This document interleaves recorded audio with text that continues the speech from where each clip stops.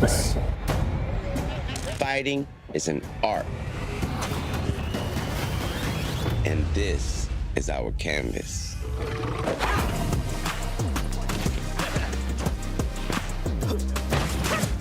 Here, we flex our style, our passion,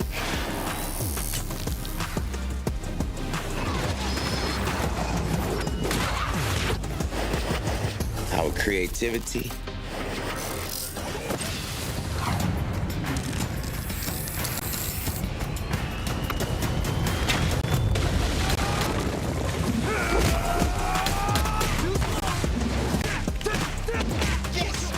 our skills.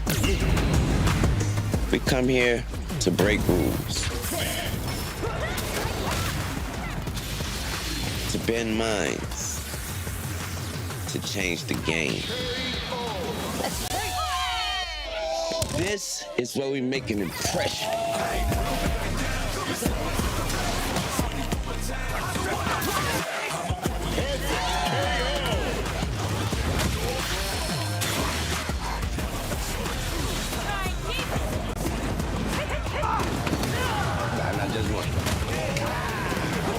This is where we make our masterpiece.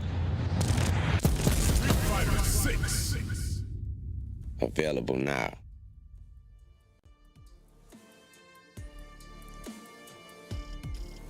Hey everybody, welcome to the new Challengers Tournament here on Capcom Fighters. Sajam, I'm joined by the lovely ARUUU. How are you? Hello. Hi, Sajam. How are you? I'm chilling, feeling good. It's a stormy little day here in SoCal, so we're like tucked inside to play some video games today, which should be a great time. We are here for the new Challengers Tournament. For those of you who are unaware, they've been streaming and practicing and doing all kinds of stuff because, kind of like the CR Cup they did over in Japan, we've taken a bunch of new players, 9 new players, and paired them with 3 different captains who are fighting game veterans.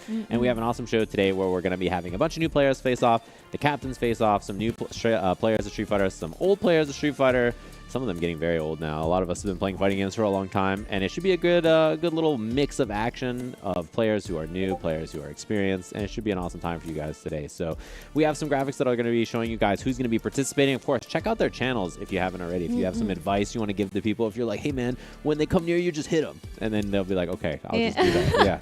Sounds great. That's it's like the perfect kind of advice people give when you learn fighting games. So like when he gets close, just punch him. Yeah, You're good like, advice. Yeah, I'll just do that real quick. Yeah. Just punch him. When he just shows up. When he's in the air, hit him out of the air. You're like, great. I didn't think about that. Yeah, you're Sounds starting perfect. to sound like me when I'm giving advice. That's what you got to do, right? That's just how it goes. So this is going to be our tournament format for today. It's not going to be winner stays on, which, some people call Pokemon style.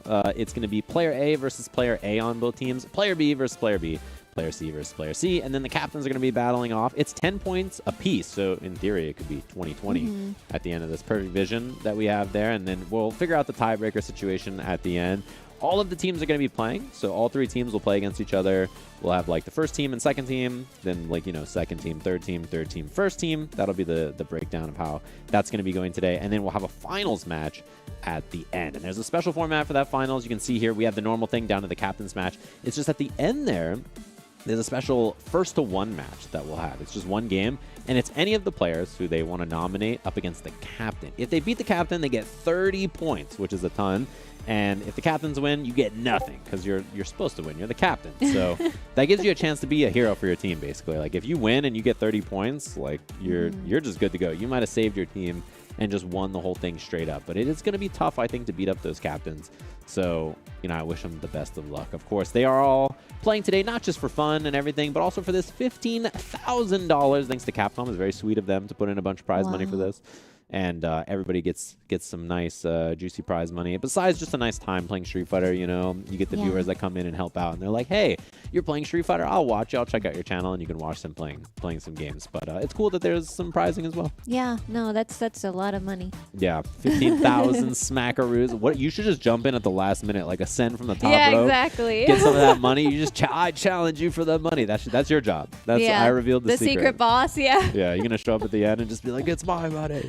But yeah, we also have the schedule of what we're going to be doing today. So you're like, who's playing who? What's going on? Team Tyrant. This is the Resident Evil team, in case you guys are curious. Up against Swagnamalo, which is the Monster Hunter team, because Magnamalo is a monster. For Monster Hunter, hence Swagdamalo. And then the VTuber team. VTuber is the best game Capcom has ever made.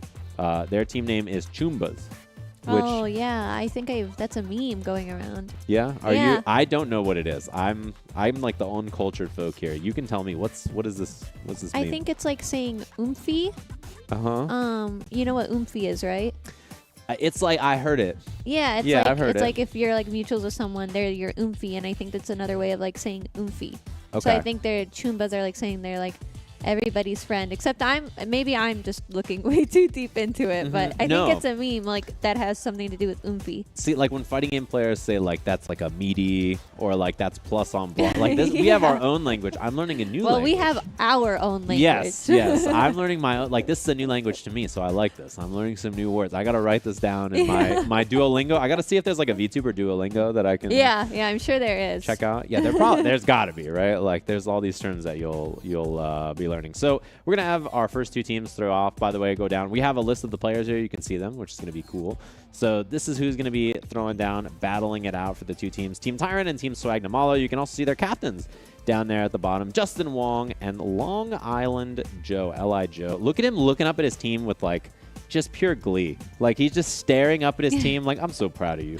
Look at you all go. I'm so proud of you gamers. Like this face really cracks me up. And it also, sweetheart. Both of them are very kind. All of our captains, Yeah. including Kizzy, they're all really, really kind. Yeah, I saw them being really, really kind and like patient on stream, and it made me feel like, oh, I can learn the game, you know? Because people are definitely going to be nice to me and very kind when I'm learning. Yeah, that's everybody famously very nice when you learn. Yes, Yeah. yes. I mean, but that's the thing is like, if you ever wanted to learn fighting games, the cool thing is that the streams that they did with these streamers are like perfect for you. It's basically like you get to Yeah. sit in on a little coaching session. Yeah, no, I loved it. I really, really think it highlights how easy it is to get into the FGC and like play fighting games. Right. But also like there's a lot of information to learn, and then we'll see in a bit, you know.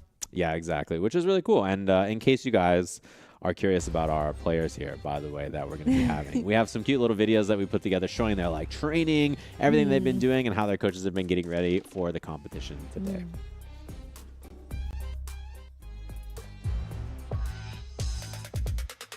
Make noise for Team Resident Evil. Hi.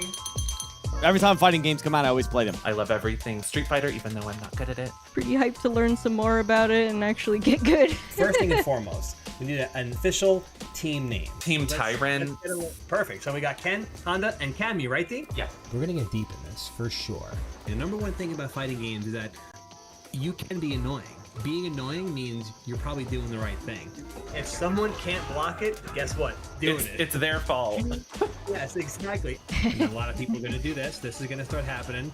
The idea of changing the way you play has to come in. Yes, now it's like, okay, Honda players play just like this. I know it's boring. Oh, you're going to jump. I'm going to hit you out of the air with this nice big chop. You're going to come close to me. I'm going to headbutt you. Nice. Oh, yeah. Wait, perfect. Oh, you Oh, still did it. dropped it. I know this is annoying, but we're going to get it. Wait. There you go. There it is. All right. Same thing. Oh my god. Done. So you just wait until they're spamming the fireballs, then you just launch yourself into it. That's gonna hit me 100%. Yes! Oh, that's cool. I'm blocking right now. See, you get a free anything. Here you go. Oh, I see. So that's when you want me to, like, then to go into a combo. You can press down and the two buttons while he's doing those slaps. There you go. You got it. Gotcha. Yeah, that's what I didn't know. I thought I had to wait till the animation played, then did it. Oh, I yeah, got you you. can Okay, go so you're right canceling now. it. You've given me tons of tools to succeed, I think. I'm feeling pretty good, Joe. Dude, you're ready, man. You're ready. What you just did right there, Kat, was perfect. Team Tyrant, woo! How do these flip-flops stay on? Yeah, that's something I can't help you with. You know, I love that he said that the flip-flops stay on from Honda, but what about like the beer belly six-pack he's got? Like no one questions the fact that he is both like That's vast. not important. No? It's the flip flops. Yeah. Ryu fights in flip-flops too, now that I think about it. DJ, It's the way. It's the way to do it now. It's the new trend. do you think you could run a mile in flip-flops? Yeah, I think I could. I Because think like I I can could. pick up things with my feet. So I feel like I could just hold the flip-flops in place and start running. That made it way scarier. I'm like, now I'm genuinely terrified. Like, that scares me. All right, that's good to know. You're, yeah. I think I was going to say I could run in flip-flops because I would make it like 5 feet and then they would explode. And then I just see. run barefoot for the rest of the mile. Makes sense, So makes sense. that's what would happen. But in case you're curious, we have our other team's video ready to go so you can learn a little bit more about what their training session was like.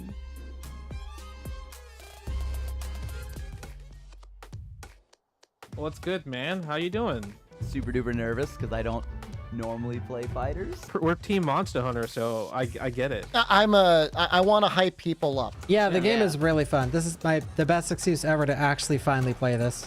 I believe in you guys, okay? We're supposed to decide our name. So, who's the one that mentioned Swagamolo? Swagnamalo, right? Like, yo, that's it. That's the perfect name, dude. Like, Oh my god, there's I no- just like, there's spam no my mechanic. meter.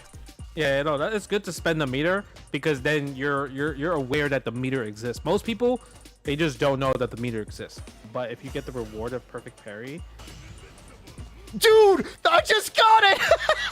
As you said it. If I pull one of those off in a match, yeah, people are going to crap their pants. I can't dragon punch it. you can. I can? It's How clean. fast do I have to hit this? No, you just do it. Watch. Oh, Free. oh, just do it. Okay, got it. So you can also Tensho kick those. Okay. The window is so small. You do it way too early. There you go. Okay. You can see the gravel hit and you win. Would this crouching medium attack combo after the standing medium attack? No, because it's more than because it's above 7 frames. Ding, ding, ding. Correct. You do drive rush, drive impact. Yep. There you go. I've never seen that play before in Platinum. That is not a Platinum play. So knowing how to do my combos is one thing, but what happens when the target is moving? When you are playing in the actual match, don't think about winning. Think about, okay, I learned this today. Let me try to land this in the actual match. Your next step is getting these combos into your muscle memory. This is solid. Okay. Now I just got to practice these combos and everything will be fine. Yeah, I think so. More than a normal player would learn like 20 hours of grinding rank ladder. You've taught me so. I appreciate that. Street Fighter 6 is a lot of fun. So there you have it. They got a little coaching session from Justin Wong. He was very nice as always. Yeah. It seemed like, I got to say, his team seemed confident. Like, no one seemed like, oh, I just learned and I don't know. Like, everybody seems like, yeah, I got it. I know how to play. Especially like saying like, no, I can do it. I can do it. Like they're very, very confident. But I guess if you have him as a coach, like you're just like, I got this in the back. Yeah, you can't really like get coached by Justin and be like, all right, that sucked. Yeah. That was really bad. But it's really funny he showed like trying to up kicks Honda. That's tough. All right, like even if I was in training mode and Justin was like up kick this, I would struggle. So it's not just you. It's a tough ask. But those are our first two teams. They're going to be playing against each other next, which should be really fun. I think I'm curious to see their order because I know that the order is like a blind pick, which means both teams select their order independently, and then whoever ends up wherever. So there's no like you send up one and then we get to pick and then, back and forth. So it's gonna be interesting. And we got a bunch of different characters to check out today. So we'll see our first match. Burke Black up against Bakba Soup. It looks like our first match. Edmund Honda versus Chun-Li. Oh, that's so funny. I like that that he's a pirate. That's my favorite thing about Burke. He's a pirate, and I think that's cool. That's neat. There's not. How many other pirates do you know? None. Okay, I was just checking. Yeah. Yeah, I think you're legally not supposed to know very many legally pirates. I know 0. Like literally none. Yeah. No, a pirate's cool. I think that's like the most, and he's like a wholesome pirate. Yeah. Yeah. Very wholesome, like Luffy. Yeah, that is true. So you do know another pirate. No. Oh. All right. I was keeping you on your toes. I got to make sure. I'm like, all right. No, but yeah, he's like, I've been checking out a lot of people's streams, and it's like, it's cool to see because they've been playing Street Fighter and then they've been playing other stuff too. And so like checking out their streams when they're playing other games, and I'm like, I could see this. So, like, this makes sense. Yeah, and they bounce off each other very well. Like it's like just not even only like are you learning while watching, but it was very entertaining too. To see everybody bounce off each other. It was really fun. And there's been like a trend of players who don't play fighting games, like learning them recently. So it's always nice to watch because you get reminded of like what's hard for a new player. Exactly, yeah. And you're like, oh, I forgot that this is like a thing I learned. You know what I mean? 100%. So it's always how it goes. Looks like we got our match here. Ooh. Bakbasup versus Burke Black. Yeah, I got to imagine if you're Justin, then and you're gonna teach someone Honda, you got to be like, okay, they're gonna throw stuff at you. Yeah, exactly. You know, so that is gonna be that is gonna be a thing. Dude, look at this pressure. Yeah, the pressure is insane right now. One thing about Justin is that he is down to teach someone something simple and cheap. So this is like Bakbasup's plan is really good. Oh my god. That's crazy. I gotta say, I'm impressed that so first of all, the Chun-Li game plan looks good, but also I love the executing it's harder than it looks. You know? I'm really bad at reacting to like projectiles, so like this looks like a nightmare for me. Like this is like would be very difficult for me to overcome because I just don't know how to even react to projectiles, like try to just jump, but then how do I close in, you know? Exactly. And I think that's why Justin probably was like, this is the game plan. Yeah. Like, this is what you're going to do. Nice. Gets to level 2. Is there an extension after? I got to see, actually. A little jump in. Oh, my. Oh, that was a good grab. That's a big dude. Oh, it didn't hit all the way. Okay, so Kikosho doesn't kill. But at this point, you're just waiting for the jump or something. Yeah, the fireballs. Oh, man. Oh, man. Does Honda not have projectiles? He's got none. With the belly that big, it's too hard to throw fireballs. I think that's what it is. Like maybe that's it. Yeah, he's just a little too hefty, you know? He's struggling to get those projectiles out. But basically, like, the game plan Chun-Li is doing makes a lot of sense. Because Justin is like, he's a very, what we call in fighting games lame. He's a very, like, fundamentally sound, boring player. He's a boring guy. He's not winning any exciting match awards. So the game plan he taught was you do fireball, and if they jump, you anti-air. And that's it. I see. So, like, very, very safe and very, okay. Yeah. Planned out. Yeah. Simple, solid, and, like, kind of like you can't go wrong, you know? Like timeless. Yeah, I see. So I like it. It's a very smart choice from Justin, and I think, you know, if you're a new player, as you mentioned, getting over fireball sucks, right? Yeah, no, it's really hard, especially because like when I played and then like I had to go up against JP and all I was like seeing are like projectiles and stuff. I was like, I don't like this. You know, it's funny you said just projectiles because Yipes on commentary calls JP just projectiles. Oh, really? Yep, just projectiles. JP. That's what he does. He just goes Pierce, and he just throws some projectiles at you. So we're gonna see the same thing. I wonder. Ooh, look at the change. Oh yeah. Burke start walking away because her fireball doesn't go full screen. It runs out like halfway. So if you walk all the way away, it actually won't reach you. You see like that. So there is a little. I wonder if Li Joe said that was like, hey, ahoy! This is what you need to do. You gotta like walk all the way away, and then this is what you're looking to do. This is already like a much better. Yeah. Oh, there we go. Little command grab action, and now she's in the corner. Look at this. Oh man, the adjustment is very good. I have to. Oh, the double whip. But I gotta say, this is the value of having coaching. This might be a problem though. Yeah. Double, triple drive rush throw, quadruple drive rush throw. If it works, you keep doing it. Oh, there we go. It's funny because it would have worked again. It would have actually worked on that last try.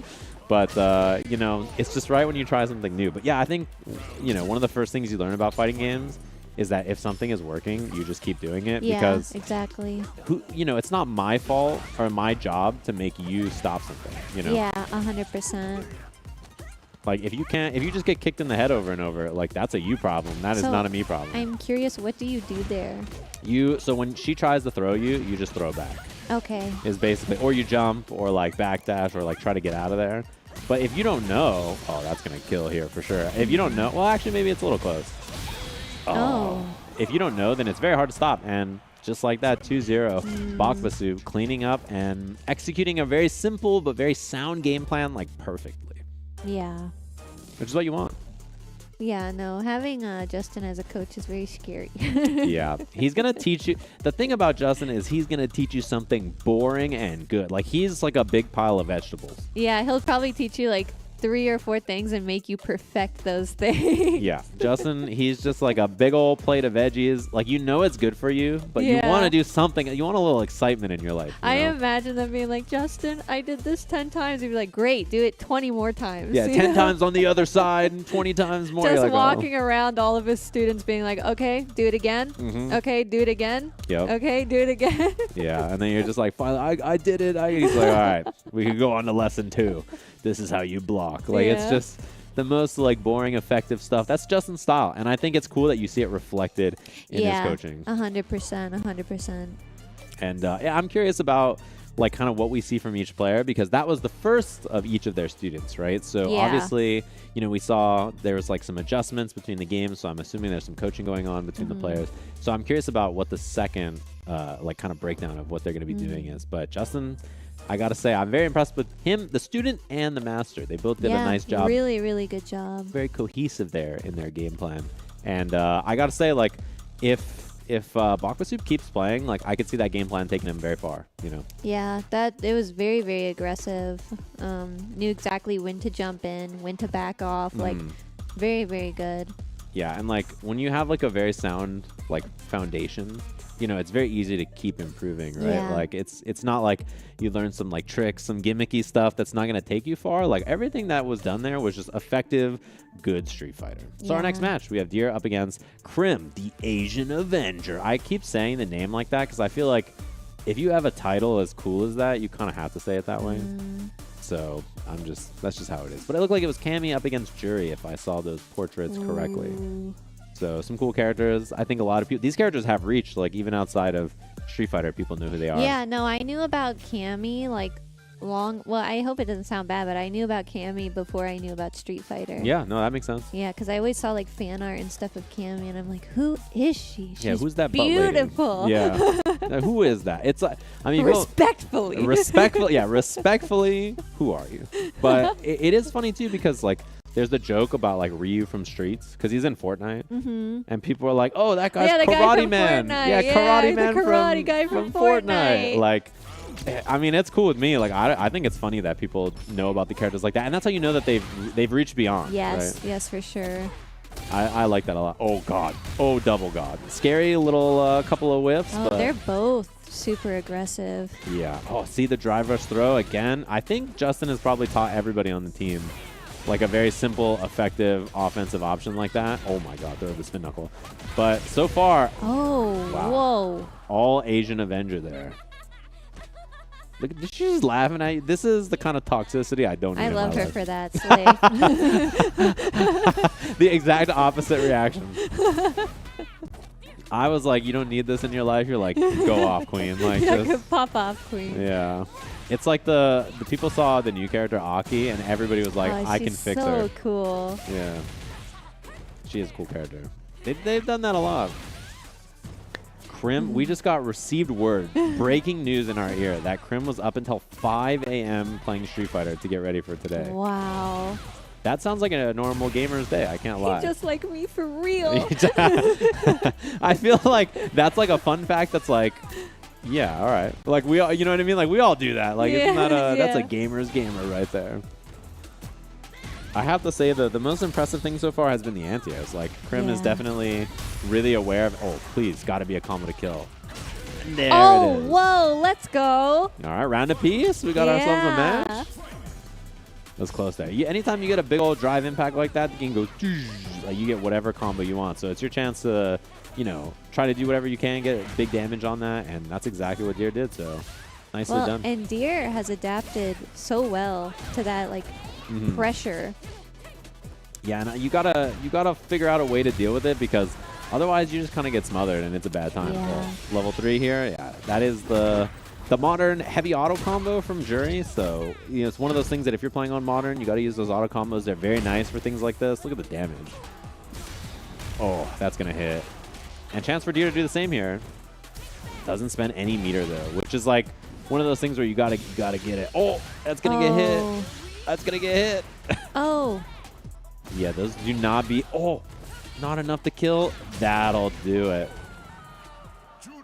Yeah, the supers in this game, the level 1 supers, do not beat projectiles. So you got to do the level 3, which is I think maybe what Deer was trying.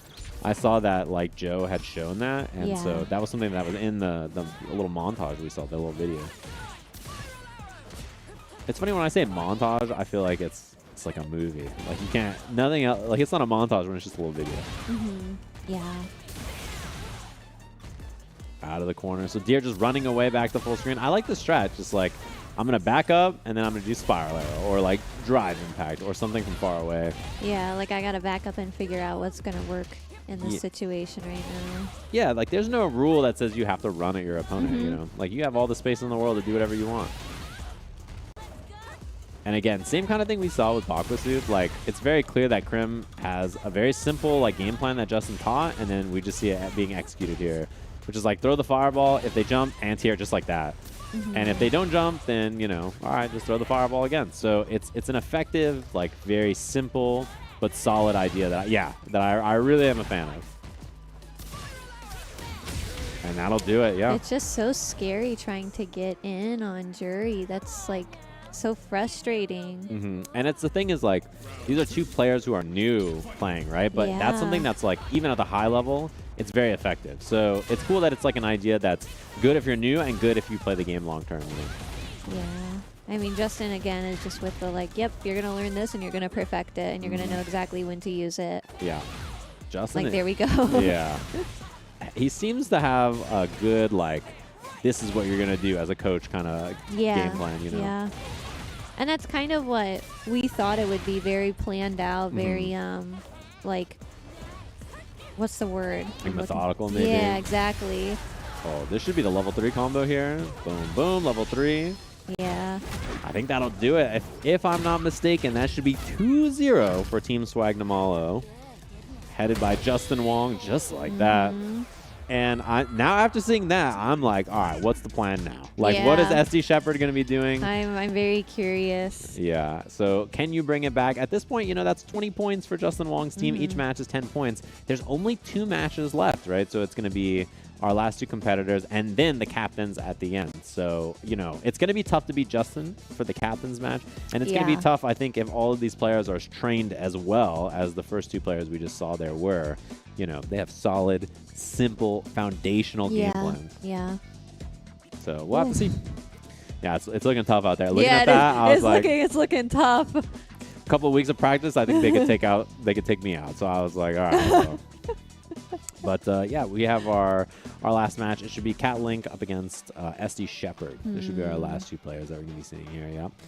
And Zangief for SD Shepherd, and then Ken, which we saw earlier. Cat Link, I think, like, Li Joe was like teaching, if you block a big unsafe move, this is your combo. Like, this is what you do, which is good advice, I think, if you're new. Like, you know, one of the big difference makers, I think, is like every time you get a chance, how much you do with it. Especially when you're new to fighting games.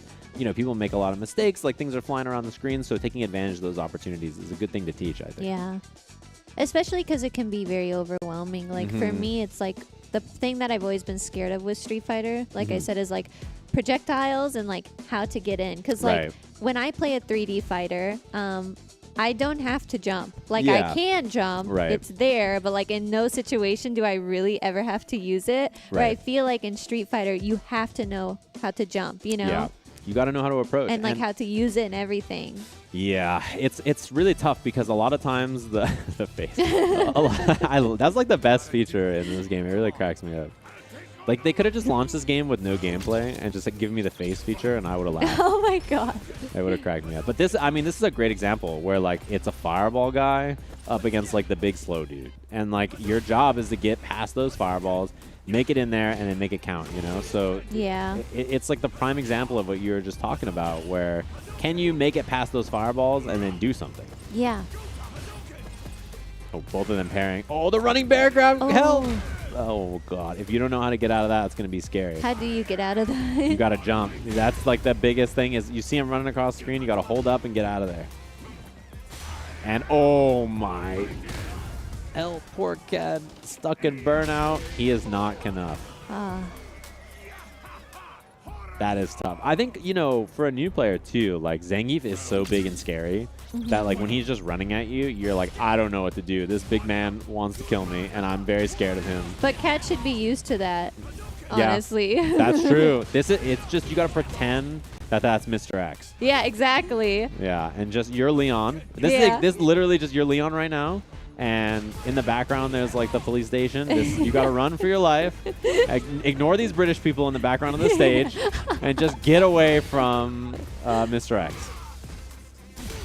Oh, that'll hit. This is a big chance. Oh yeah. Oh. Shoo-poo. Little level 2 action. If Leon could do that, I mean, he can in Resident Evil 4. In Resident Evil 2, he hasn't quite learned the same kind of stuff. And just slowly walking towards. The scary thing here is that Zangief is almost on level 3.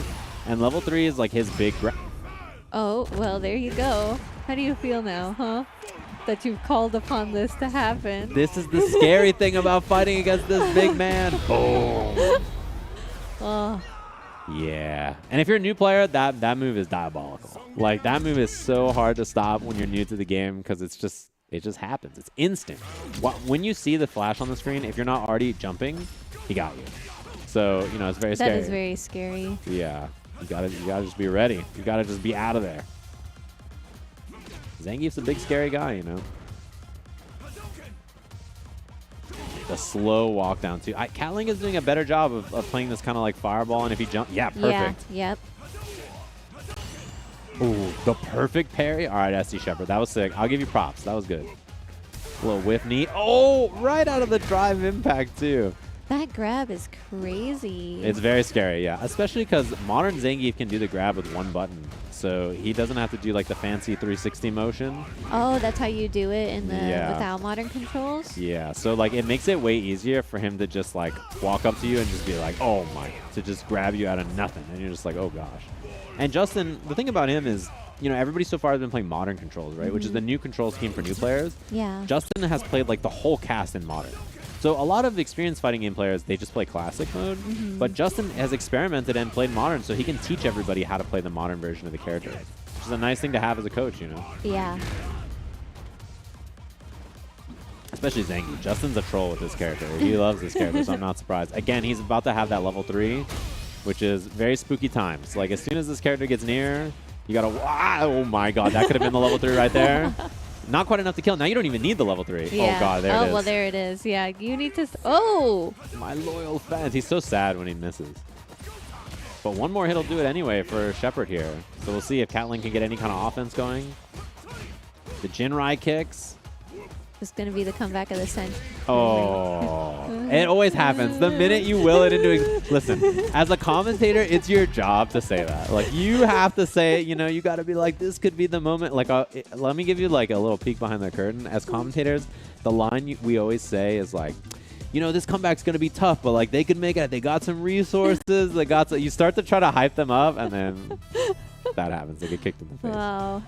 So Team Swagnamalo with a pretty sizable lead. 3 straight matches won for Team Swagnamalo. Justin Wong at the helm with the coaching.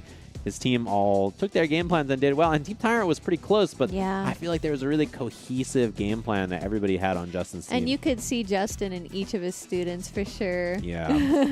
He did a good job. I'll give him credit. And Joe did too. I think Joe is such a sweetheart as a coach that he's not the kind of person to be like, this is what you have to do. Nah, this is Joe's villain arc. Yeah, you think so? He's going to come for revenge right now. I can feel it. I hope so. Yeah, I hope that he shows up and beats up Justin Wong. He's like, you beat up my students, I'll end you. Yeah, revenge for my students. I like that. If he beats up Justin, that'd be great. But yeah, that'll be our captain's match here. So they'll be playing. And then obviously after this, we're going to have one of the teams going up against the VTubers, the Chumbas, Team Chumbas. Yeah. New term. I'm learning here. Duolingo. Yeah. VTuber Duolingo. I got to check if that's let me take a look. There must be somewhere on this Duolingo, there's got to be VTubers, right? I'll just take a look. Yeah, maybe look at it while we're not on air, though, just to be safe. Yeah, you never know with these VTubers. Yeah, it could be anything, you know. I have a theory that VTubers they just get to be criminals and like no one cares. Like they could just commit a crime and everybody would be like, oh, VTubers, and like it's just fine. I cannot confirm nor deny the claim. Yeah. Yeah. Okay. I think VTubers are like malicious. Like they just do whatever they want and then they get away Absolutely. with it. I respect that. Absolutely. Yeah. And that's what makes them, like, I think that's what's going to make them fierce competitors today. I think so. I really think they're going to come in here and just start bouncing off the walls and doing things that you're going to be confused. You're going to be like, oh, well, I've never seen this before, but. Yeah. That's what I think is cool about VTubers. I respect their chaotic energy because no one else is capable of just like harnessing pure chaos like a VTuber. And I think for a fighting game, that can really throw a lot of people off. So that's why I'm really looking forward to watching no matter what. I am too. I'm really excited to see. Wow, those first matches were insane. Yeah, they were. I gotta say, I'm very impressed with how they're all doing. I mean, you know, learning fighting games, it's one of those things where it's a long road, right? So starting off, it's really a lot to take in. Sometimes your brain just like can't handle the amount of stuff. So they've done a good job, I think, of internalizing a lot of that and then executing it in a match. So we got our match here. Wow, Justin is playing RAUUU. So some modern RAUUU up against Li Joe on the can. He's been playing a lot of can in this game, and he played some RAUUU as well.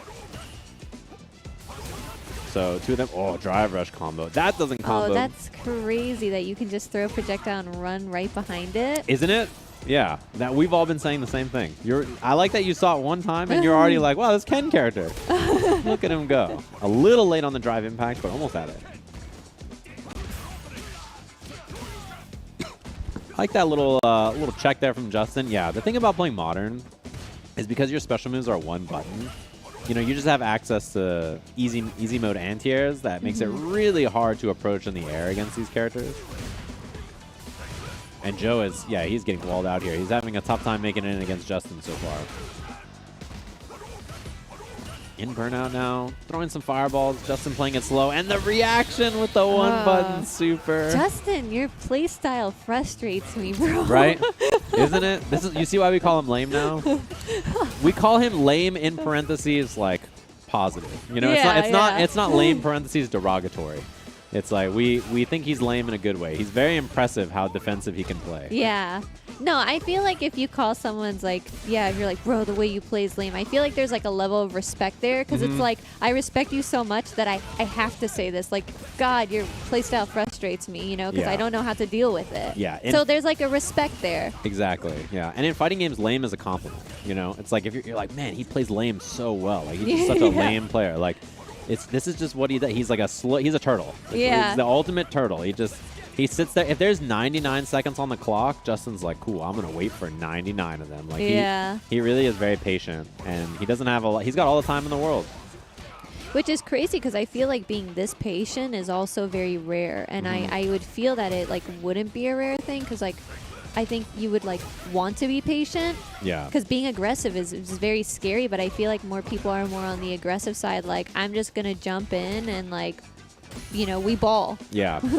I mean, it's funny that you say that, right? Because, like, you don't pay $60 to buy a game so that you can do nothing. You know what I mean? I don't pay $60 to block. Like, you know what I mean? Like, they gave me a game where I have 6 buttons. I'm gonna hit them. Yeah, I'm gonna get my money's worth. Yeah. But Justin's, he's like savoring. Like every button is just like. It's just anguish. He's just sitting there doing a whole lot of nothing. Yeah. All right, so early corner. This is what Joe needs. He needs to make pressure happen so that he can kind of smother. If he gives space, Justin's just going to be chilling.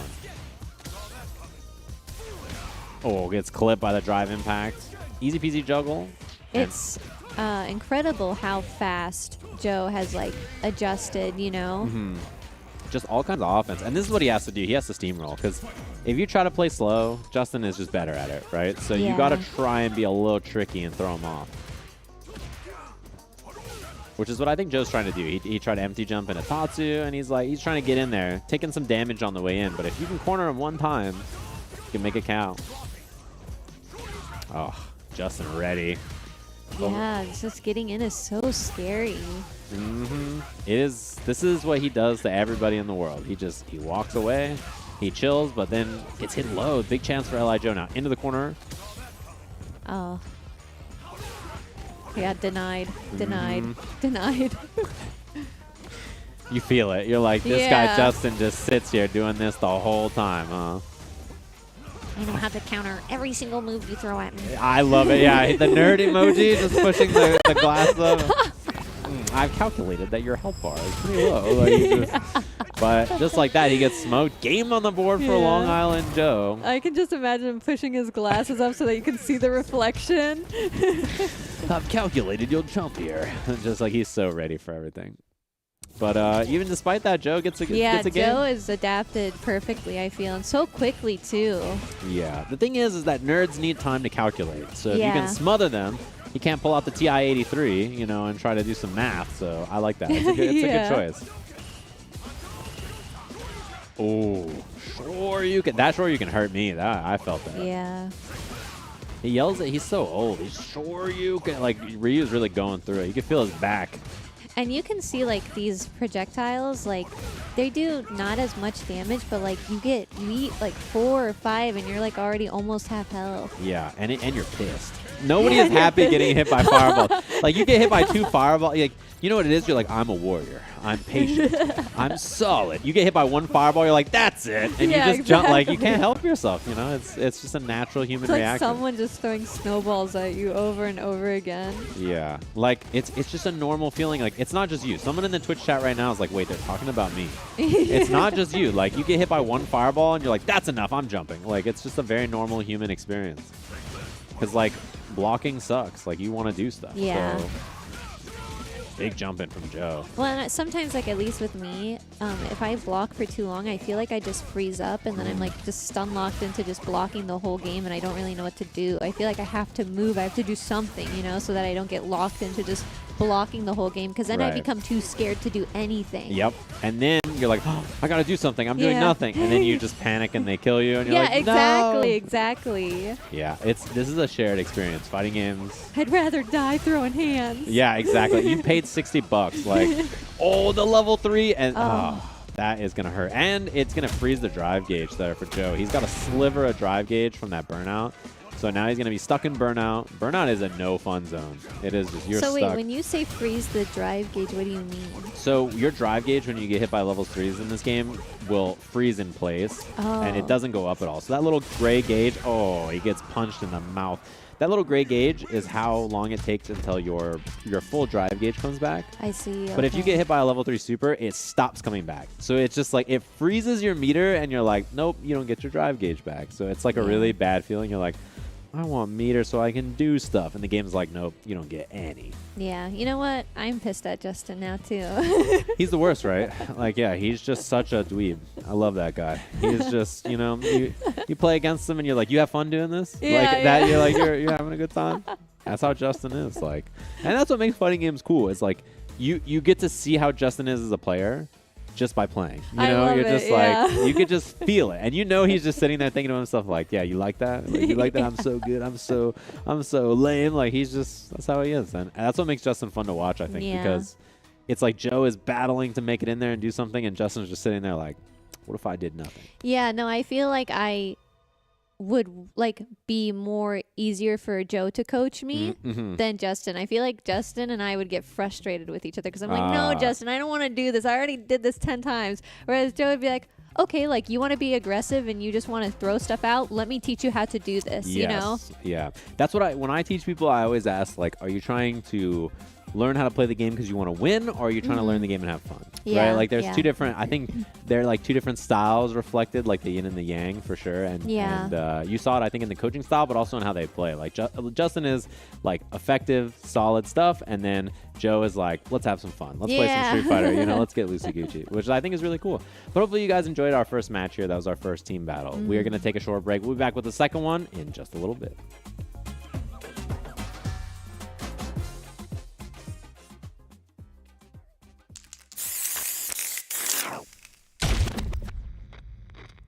Time to work, time to work.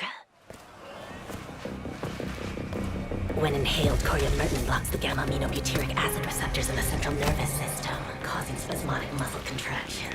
Master, it's a work of art! It's perfect! What to do with you now? So, shall we put him out of his misery?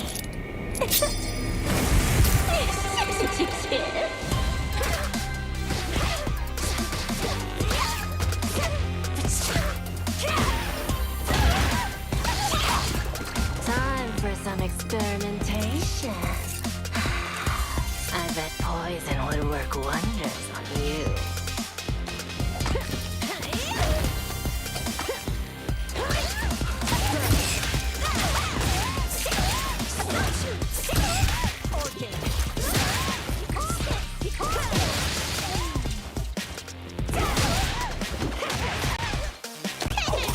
I wouldn't move if I were you.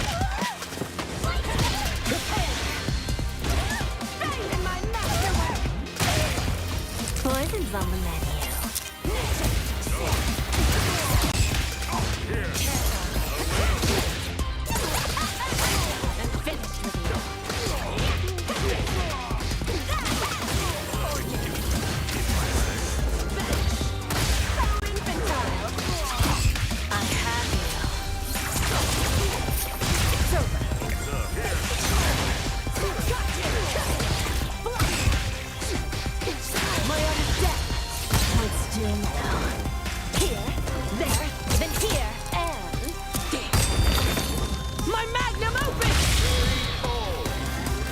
Is my poison kicking in?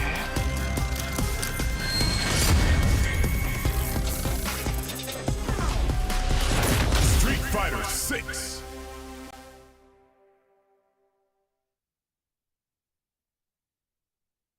No escape. Shit.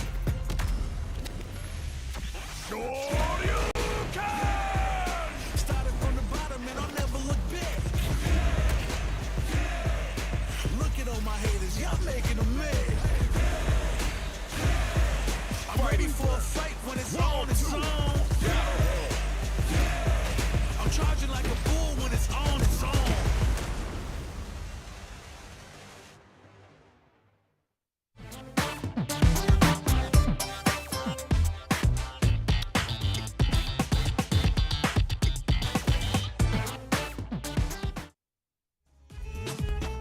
Welcome back, everybody. Hopefully you've been enjoying our new challenges tournament so far. We had a quick little break for you. You got to hear some lovely Street Fighter music, relax, check out everything going on. If you missed our first match, we just had our first two teams throw hands here. And they're teams with 4 total players. 3 players who are new to Street Fighter, right? Yep. They maybe dabbled before, played a little bit, but this is their first time being coached and taking the game seriously. And then 1 coach. Our 3 coaches, of course, are experienced fighting game legends. They are Justin Wong, Li Joe, and then our last coach is going to be in this team we're about to see here, the VTuber team, also called Chumbas, which is Kizzy K. He is the last member of that team, so he's going to be the coach, which should be great here. So that team is going to be playing up against one of the teams that just played. Since we have 3 teams, they got to do a little rotation, and then they'll come back. So Team Tyrant is taking a break, and then Team Swagdamalo, after winning, are going to be playing again here up against Team Chumba. So those are going to be our teams here that you'll be seeing, of course. On the right side, that's the new team stepping in. Man, I really hope Kizzy has a VTuber avatar. If he didn't get one made, or if, like, you know, he doesn't have a little PNG tuber, he's got to do it after this. Yeah, Kizzy, I better see a PNG. At the very least. I was thinking about doing a little PNG action because they're just so cute. I was like, man, this looks good to have. Yeah, I wish Kizzy would have asked me. I would have drawn him like a little VTuber dude, and then he could have it as his PNG. That could have been it. That could have been you, Kizzy. Well, hopefully you guys are ready for all this action. We're going to be taking a look at how the VTuber team trained and how chaotic their energies are to combine into the ultimate Yes, I'm very excited. Let's take a look.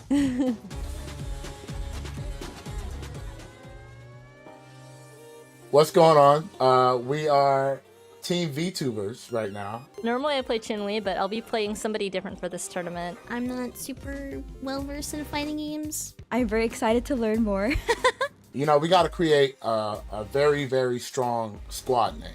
My chat and I were talking about it earlier, and we thought Chumbas.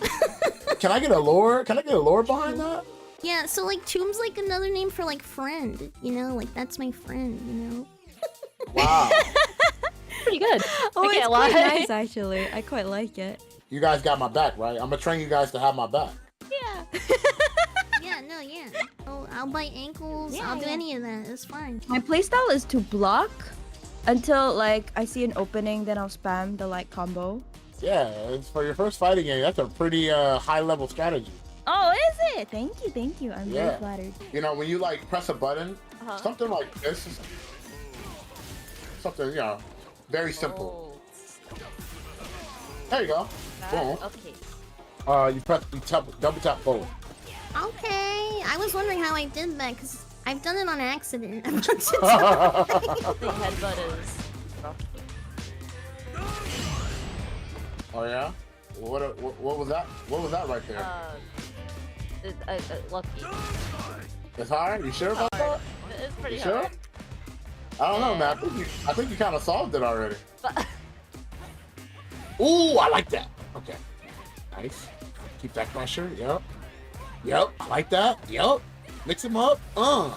Okay. Target acquired. Okay. Oh. Ah. Okay. We take those. Hey, we did it. I'm actually really excited. Do you still have confidence in us? Of course I do. Okay. Yeah. You just gotta get on the grind. Just have fun. Make sure you have fun with it. It's gonna be an experience. You're gonna be on a roller coaster. So I hope you have fun with that. There you have it. We saw a little VTuber action. I have to tell you guys, I like that Kizzy asked for the lore about Choombas. You were correct. I was correct. I thought I was looking into it too much. I was like, oh, maybe I'm talking too much. Maybe I'm wrong. And then, look, I knew it. I knew it. You speak VTuber. I do, unfortunately. You're fluent. You're fluent. But I do love also that, this is not Kizzy's first foray into VTubers. Did you know he participated in a chess event where he played against a VTuber? Oh, I believe you told me that. Yeah. We were in a chess event, and he played against Ollie, who some people might be familiar with, and it was like the best chess match I've ever watched in my life. Yeah. It was a fantastic match. So Kizzy, he knows about VTuber. He's familiar. He's been in the VTubing streets, like the virtual streets, if you will. So he knows what's going on. And I gotta say, they have a ringer on their team. I don't know if you guys know, but Huntress is a cheater. Yes. Okay, this is a professional here. Yes. Huntress. I've seen Huntress stream. Is the Smurf. Yeah, Huntress has streamed a lot of fighting. I've seen Huntress play many times. When I saw that name, I was like, I won't tell. I won't say anything. I've seen Huntress play many times, so I was like, all right, they got a ringer, and their team VTuber, as always, breaking the rules. Yep. But that's what they're known for. And also, I must say, because I'm biased when it comes to Kizzy, because we go way back.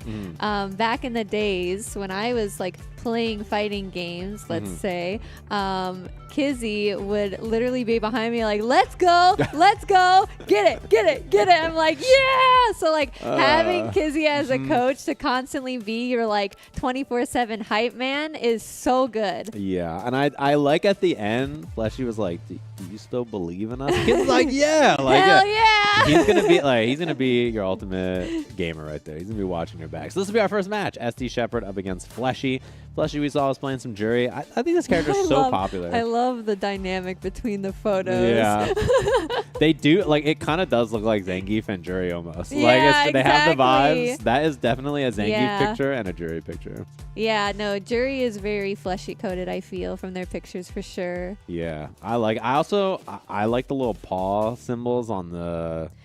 And we know hoodies. Fleshy's an ankle biter, so yeah, I wonder if we're gonna see that in the match. Any biting? Does Jury have a move like that where she bites ankles?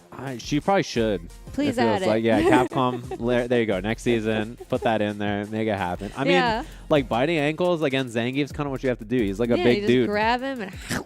Yeah, take a little bite out of crime. He's a big, scary guy. So, like, you don't want to... If you go for, like, the chest or the head... No. Go for the angle. Take him out where he's weak. Exactly. You know? How's he going to reach all the way down there? Yeah, he's so buff. Like, he probably can't reach with his big old arms. Like he probably can't bend all the way down like that, too. He'd be like, oh, okay. Like, he can't touch his toes, you think? Like, he's just like he can't reach. That's a good strat. I like that.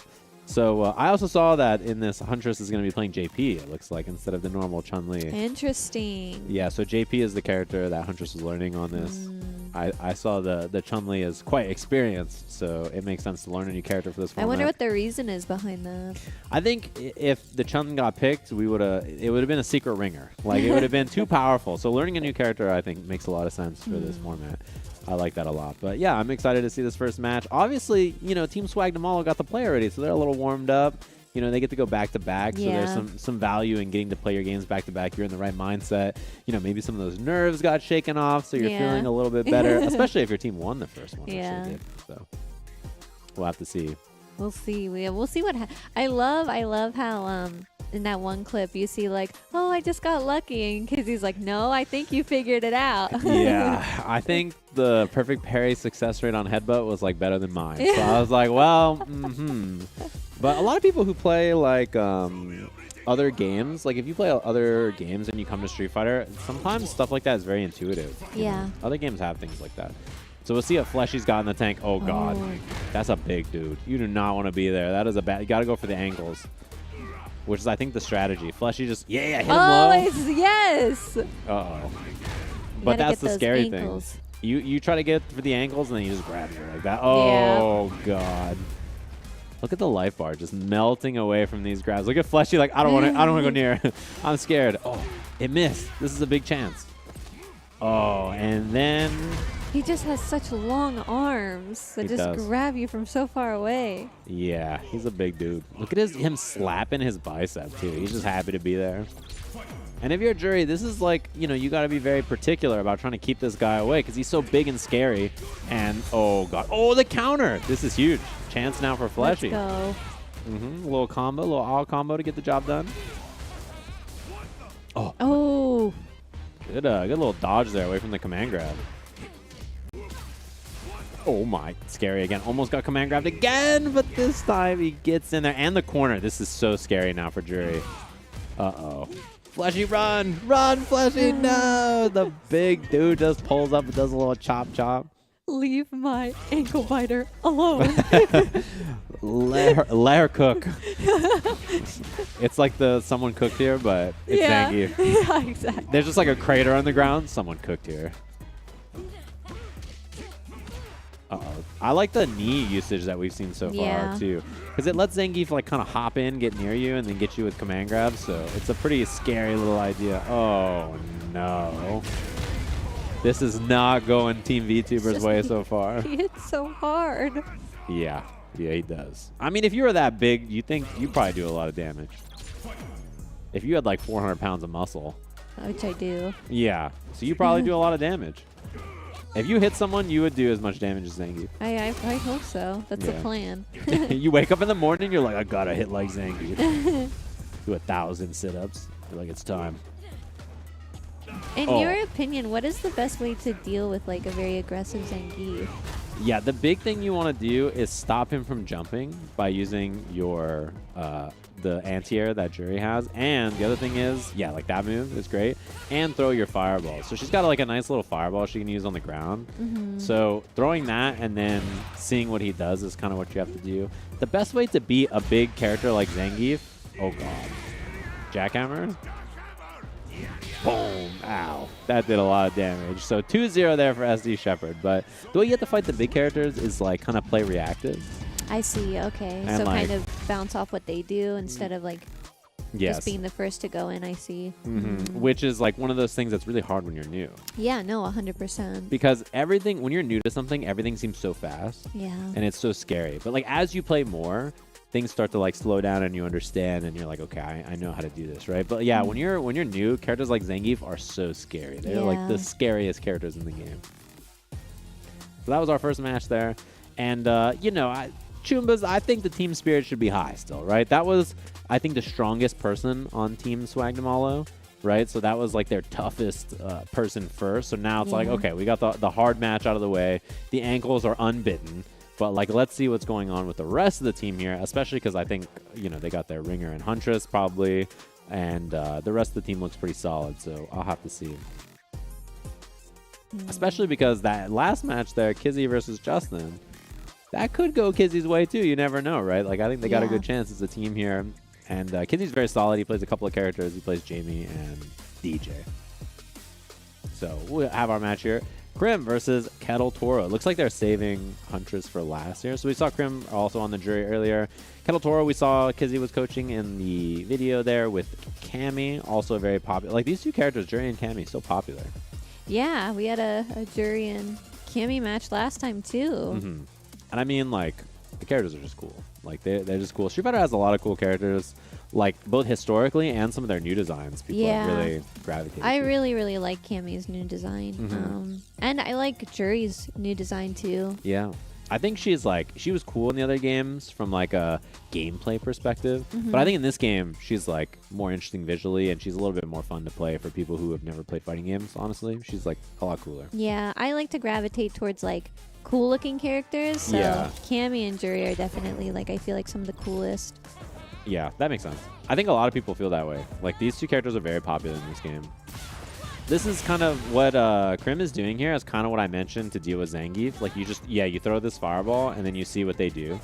That's kind of like the check for Jury. It's like, I'm going to throw this and see what you're doing after, and then that'll determine what I want to do.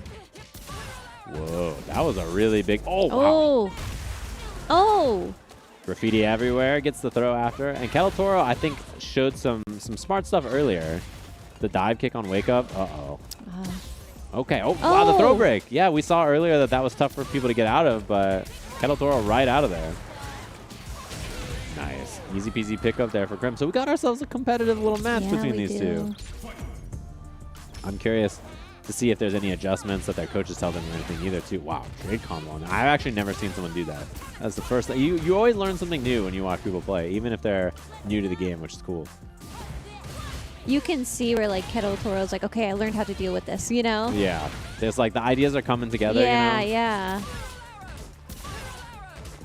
But in the same time, Crim is just adjusting really well. Like, okay, they know how to deal with that. Let me try something else, you know?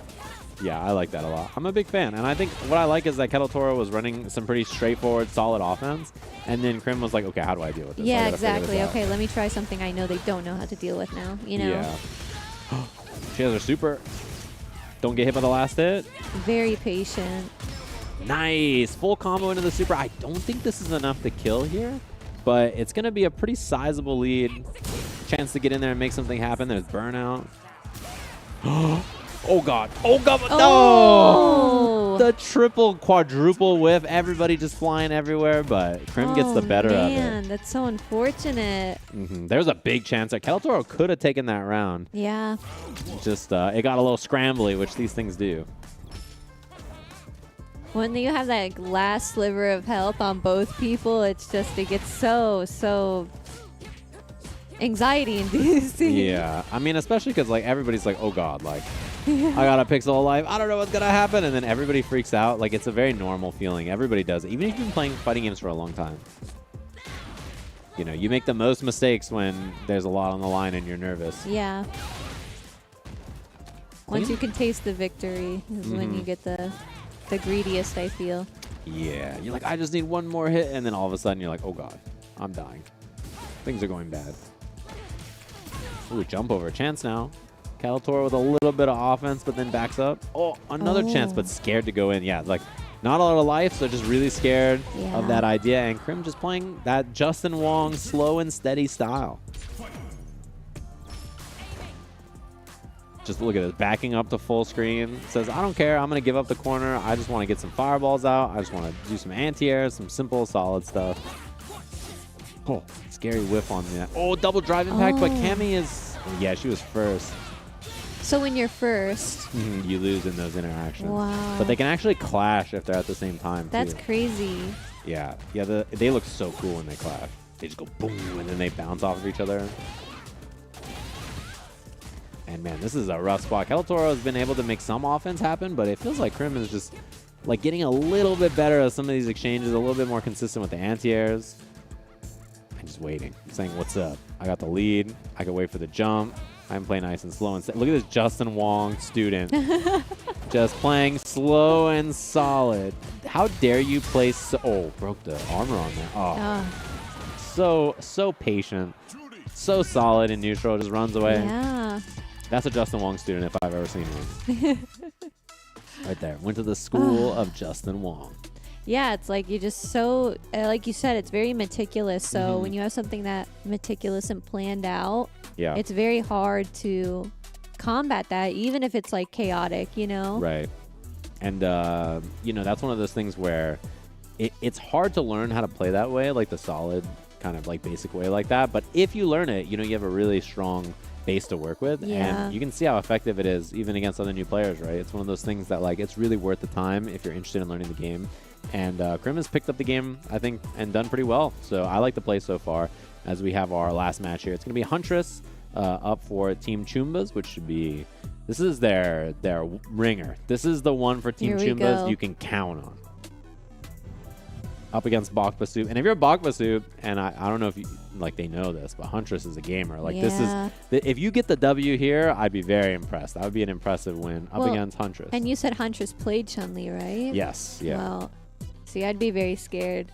If someone's like, oh yeah, I main the character you're playing, I'd be like, yeah, that'd be it's a little spooky, right? You're like, oh no, they know my tricks. Yeah. Oh no. And it's gonna be JP, so it's gonna be, as you said earlier, just projectiles. Yeah. As Yipes likes to say, and Lee Chung. It's just lots of him just going Pierce, go, and just doing all this kind of stuff. The one thing is we saw Bakbasub's game plan earlier was like walk away Chun-Li and like throw fireballs, but that's not really that effective against JP. Because he can just kind of like sit outside of the range of her fireball and then just do the staff move. Yeah, exactly. Exactly that. Yeah, so that's kind of just what you're going to see. Like you see JP just running away, and Chun-Li has to make the offense happen. That's why we don't see Bakbasub running away and going for any projectiles, because JP just, he's better at it, right? He's just he has the ability to zone and keep this character away. Oh. A little whiff there, but we haven't seen any projectiles so far from Huntress, actually. It's just been a lot of like kind of solid, simple stuff. Now it's projectile time. Pierce, just like go, move, Pierce. Oh, Hazan you in. This is a chance, but it's gonna be tough. Huntress with lots of resources to work with, lots of life to work with. It's genuinely frustrating because JP's like, I feel like the coolest character, but just playing him is so difficult. Yeah. I know a lot of people who like think he looks so sick, and then they fight against him, and they're like, "I hate this guy." Yeah. You know, he does that to people. He just back there, just going, "Go, move, Pierce," just like zoning, and you're like, "I don't know what to do about these ghosts." I like the parry. I mean, this is crazy. Yeah, that's what he does, and he's got an evil theme. It's playing right now. You can tell this is a bad guy theme. Yeah. Oh, big drive impact. This could be a combo into level 3.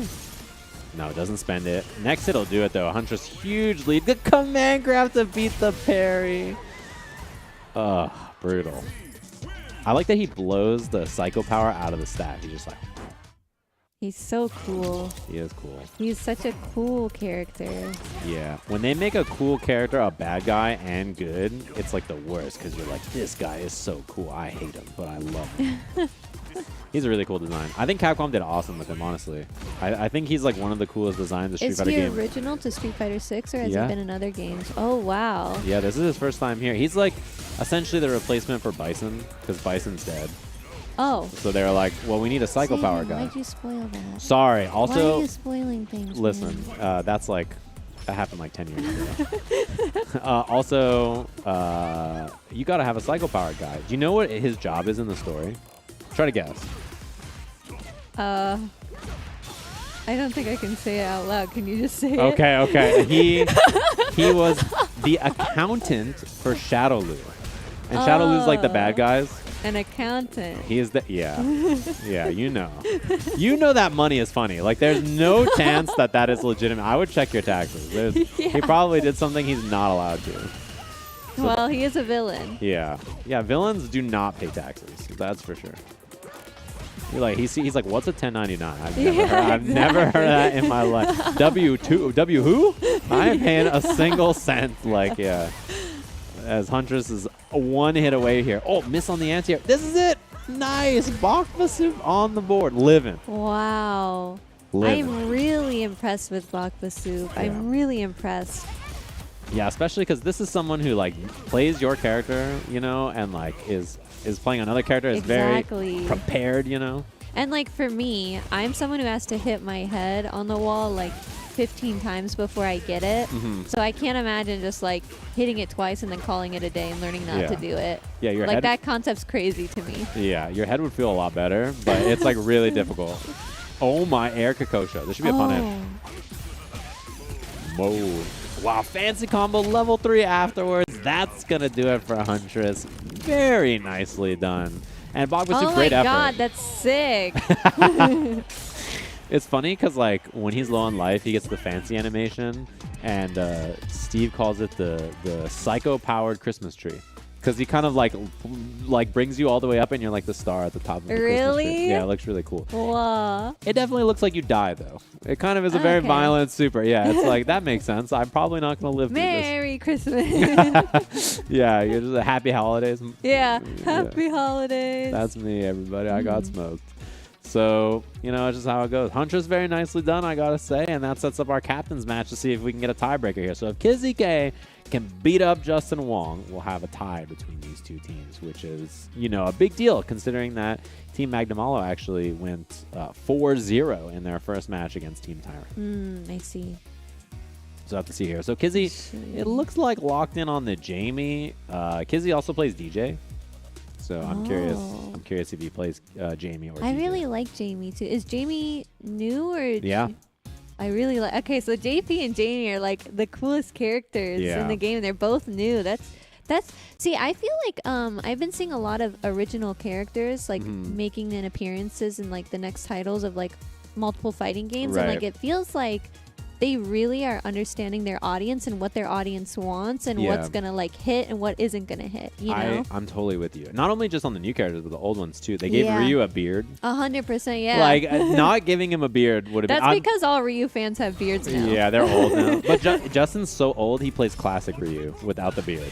Like this is like, you know, he's so old that he's like, I can't play new Ryu with a beard. So I like that. But yeah, Justin, you gotta accept it. The cool thing about this game is that the newcomers, right? Like 3 of them, Luke and Jamie and Kimberly, are all supposed to be like Ryu, Ken, and Chun. I love Kimberly. Yeah, she's so cool, right? She is so cool.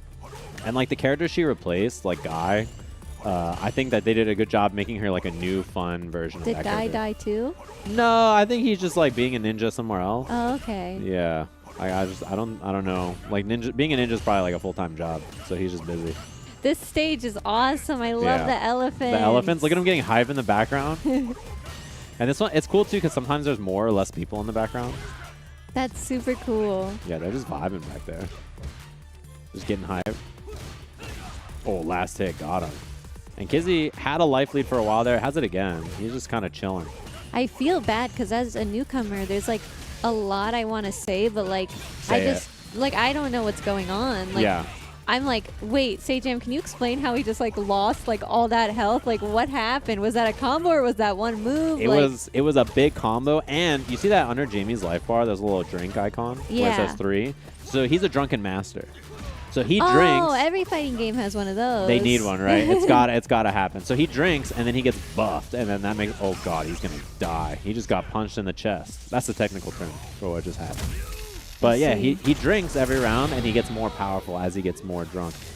Technically, the story says it's an herbal drink that enhances his ki. I see. But he gets red in the face. And like he's got the glow, you know. Hold on. Hey, can I get one of those too? Yeah, can we bring one out? Can we get 2? I'll take 2 herbal key enhancing drinks on the rocks. Like, let's make that happen. Thanks, Capcom. Yeah, he tried to take a drink right there, but that's like the main thing that he does, which is I think a cool mechanic. It gives him new moves and it makes him do more damage. I think I've seen him online, but his hair changes. It becomes like all crazy, right, when he gets all the drinks. Yeah, all the fan art of him making out with Luke. That's exactly what I said. I've seen fan art. Yeah, the fan art. Yeah, where he's making out with Luke. He's definitely shirtless. So yeah, and that's like when he gets 4 drinks, he goes like Super Saiyan basically. Yeah, but that's that's definitely like not the reason why he's like one of my favorites. Sure, no, yeah, you like that he has cool shoes. You like his sneakers. Yeah, I like his backstory a lot. Yeah, the lore. The plot? Yeah, the lore. Yeah, the plot of the Jamie's story. Yeah, you play Jamie for the plot. I got you. I'm same team. And the key enhancing drinks. Look at him go. He's trying his best. Old Justin Wong. Yeah. A rabbit in the hair. You're basic. I love that he says that when he texts a throw. He goes, you're basic. Spit. Cook. Yeah, let him know. tell old boring Ryu what's that. Oh, speaking of which, Justin Wong. Look at him go. You know what's funny is that you making that noise would make him happy. He'd be like, I'm doing the right thing. Yeah. I feel like he would laugh. Yeah. I like this stage too because there's like a lot of people are vibing, but there's like an elder on the right side who's just like in a chair like asleep. It's like that's what old people do, you know. He also says hater when he texts her. He goes, hater. This is It's a bad just crazy how like Justin knows how to deal with every single thing, you know? Yeah. The way I describe playing against him is like he makes it feel like there's only 2 options you can do, and they're both wrong. Like you're just like, oh, maybe I'll try this. That's not right. Maybe I'll do this. That's not right. I don't know what to do. Like he really makes the game feel like there's no choices. Like this is just it. Like this is your life now. And that's what Kizzy's dealing with. That's what Joe's dealing with. He's pretty good at fighting games, it turns out. That would have never crossed my mind. Yeah, I know it's mind-blowing for sure. I know Justin has, that guy who plays Monster Hunter? Yeah. He did play a lot he never played Monster Hunter, and then he grinded like 200 hours in like a month, it felt like. I was like, dude, where did you just started playing Monster Hunter, and now you're like in the Guiding Lands, like, didn't you just start playing like 3 days ago? Yeah. That's what happens when you got a child and you're like, all right, when I'm not babysitting, I'm going to play Monster Hunter. Kizzy is struggling, I got to say. He is not able to make it in. Gets the throw baited. Justin doesn't spend all his meter, but man, this is a pretty rough spot if you're Kizzy. It's like, I really relate to Kizzy because this is exactly like how I feel, and it's like I'm just getting spammed with projectiles. It's like, well, what am I supposed to do? If I jump, you're going to hit me, and if I don't jump, you're just going to keep doing this. What do you want me to do? If it makes you feel any better, that's exactly how I feel.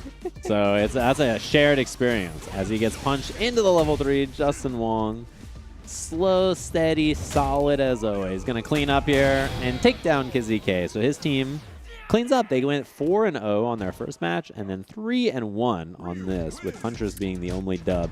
So they are definitely our first place team in this round robin so far. So what we're going to be seeing here is the battle between Team Chumba and Team Tyrant to see who gets a chance against them in the finals. Not my Jamie. Jamie, no! You're like the Walter White meme. You're just in the car. Jamie, he's going to throw a fireball when you jump. He's going to answer you. No! You're just like screaming in the van. Don't do it, Jamie. Whoa. Poor guy. Yeah, it's a tough one. And it's like, thing is that both of them, like L.I. Joe and Kizzy, are really good fighting game players. But when you play against Justin, he makes everybody look the same. It's just like he just does it to people. He does it to world-class players. Like he played against Nemo in Street Fighter one year, and he made him look like he was brand new to the game. And I'm like, Nemo's one of the greatest fighting game players I can think of. So he just does it to everybody. He's just a world-class. I feel like Justin would do that, not even in fighting games. I feel like any game he would make anyone feel like that. It's his specialty. And he's such a nice guy. He's a kind, he's a father. He's a great guy. But when you fight him in the game, he's a real sacco. Hey, everybody. Hope you've been enjoying all the matches so far. We're going to take a quick break and come back with our third team battle in just a little bit.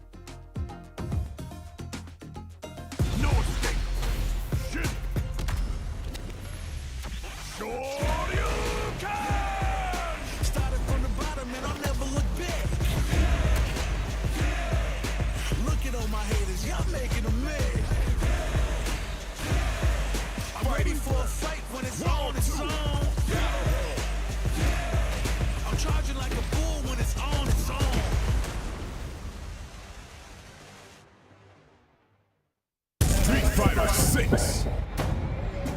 Fighting is an art. And this is our canvas.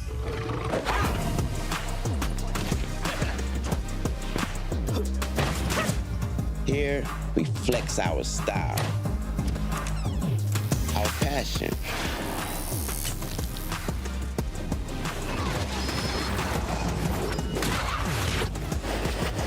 our creativity,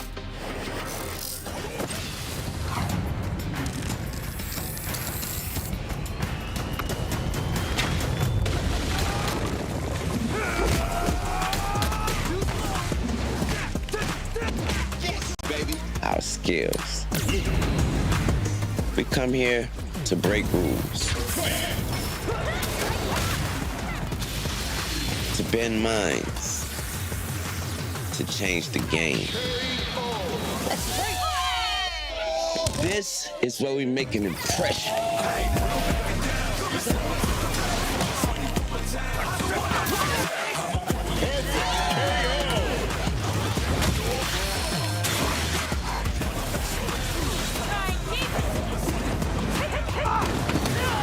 Not just one. is where we make our masterpiece.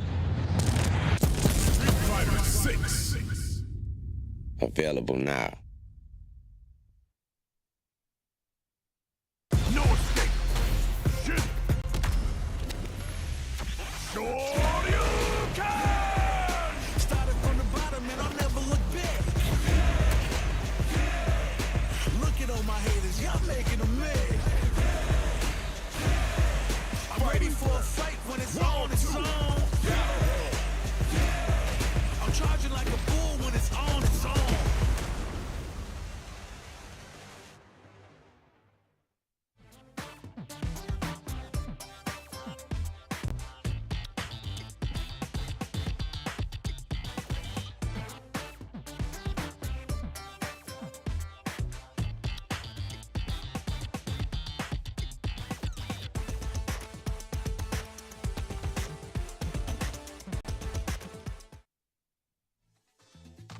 Welcome back, everybody. Hopefully you've been enjoying all of our actions so far. So Team Swagnamalo is up 2-0. They did their job. They secured their spot in our finals here of our format.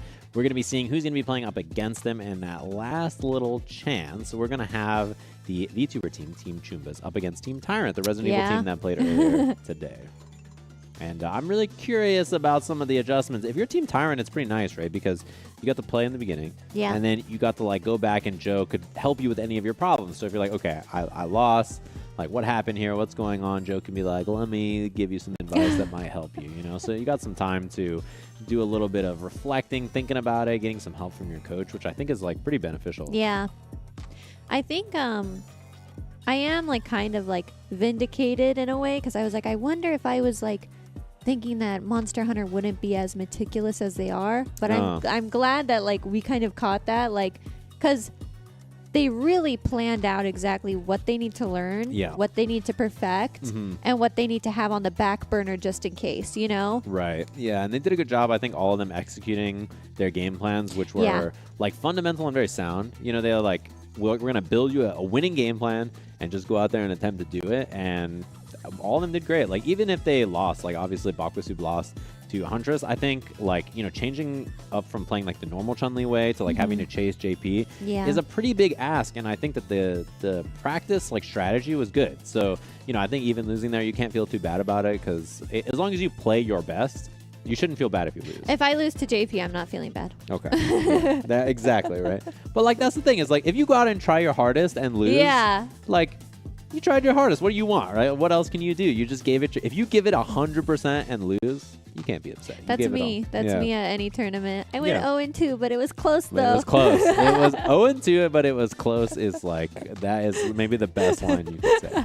So it looks like we have our team set up about who's going to be throwing up against who for Team Tyrant and Team Chumbas here. So Huntress is going first up against Burke. So that'll be JP versus Honda as our first match. Fleshy up against Deer. Is that that's Jury Cammy, and then the last match is Kettle versus Cat, which is going to be Cammy up against Ken.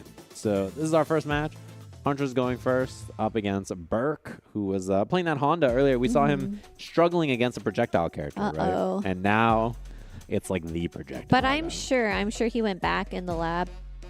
Yeah. Learned exactly what he needs to do now, so maybe he's going to come out even stronger and not struggle with the projectiles at all. And we saw, it's funny, we saw in the montage between these two teams actually that she was practicing perfect pairing against Honda.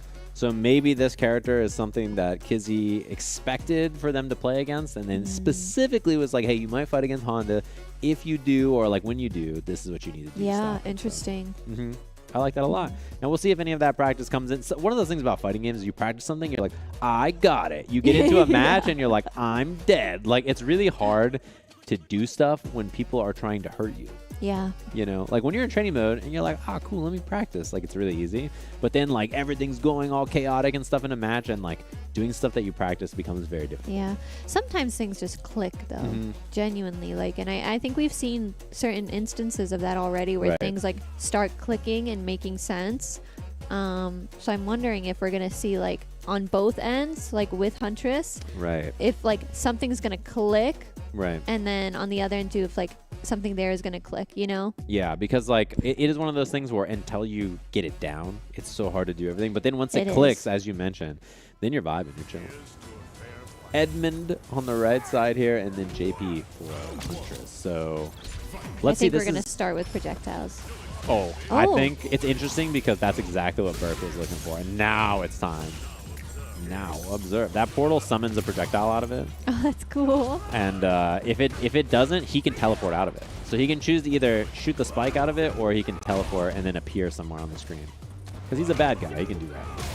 Oh. Uh-oh. Oh, so if it works, keep doing it. Yeah, you got to get out of there. Okay. Huntress is like, all right, this is a bad spot to be. Let me just escape this. Stop getting beat up. Oh, jump. Oh. And the throw, too. One hit'll do it now for Huntress. Fierce. That's what he says. It's like burned into my brain. Fierce. Go. Move. When I'm driving and someone in front of me doesn't go, I go. It's the JP brain rot. Yeah. And then there's like I'm waiting in line at a store. I move. Like I can't help it. Fierce. Like he just keeps saying it, and he just does that a lot. Oh, that's bad. Combo? Whoa, she almost got a really complex conversion off that, so that's impressive. This zoning, though, is a rough spot for Honda to deal with. The command grab, no! That stops you when you stay full screen and you turn blue. It's like a parry to beat projectiles, but the command grab beats the parry. I feel like being further away from JP is scarier than being in its face. Yeah, you got to get in there and punch him. That's the thing. He's old. If you just get in there and beat him up. Throw hands, old man. Yeah, you got to square. If you see an old person throwing projectiles, pull up on them. That's my life advice. Oh, Jesus. You just food for thought. Oh, my God. That command grab has hit a lot so far. Burke seems to like command grabs. I like that. It's a good trait. Especially if it's working. I just keep doing it.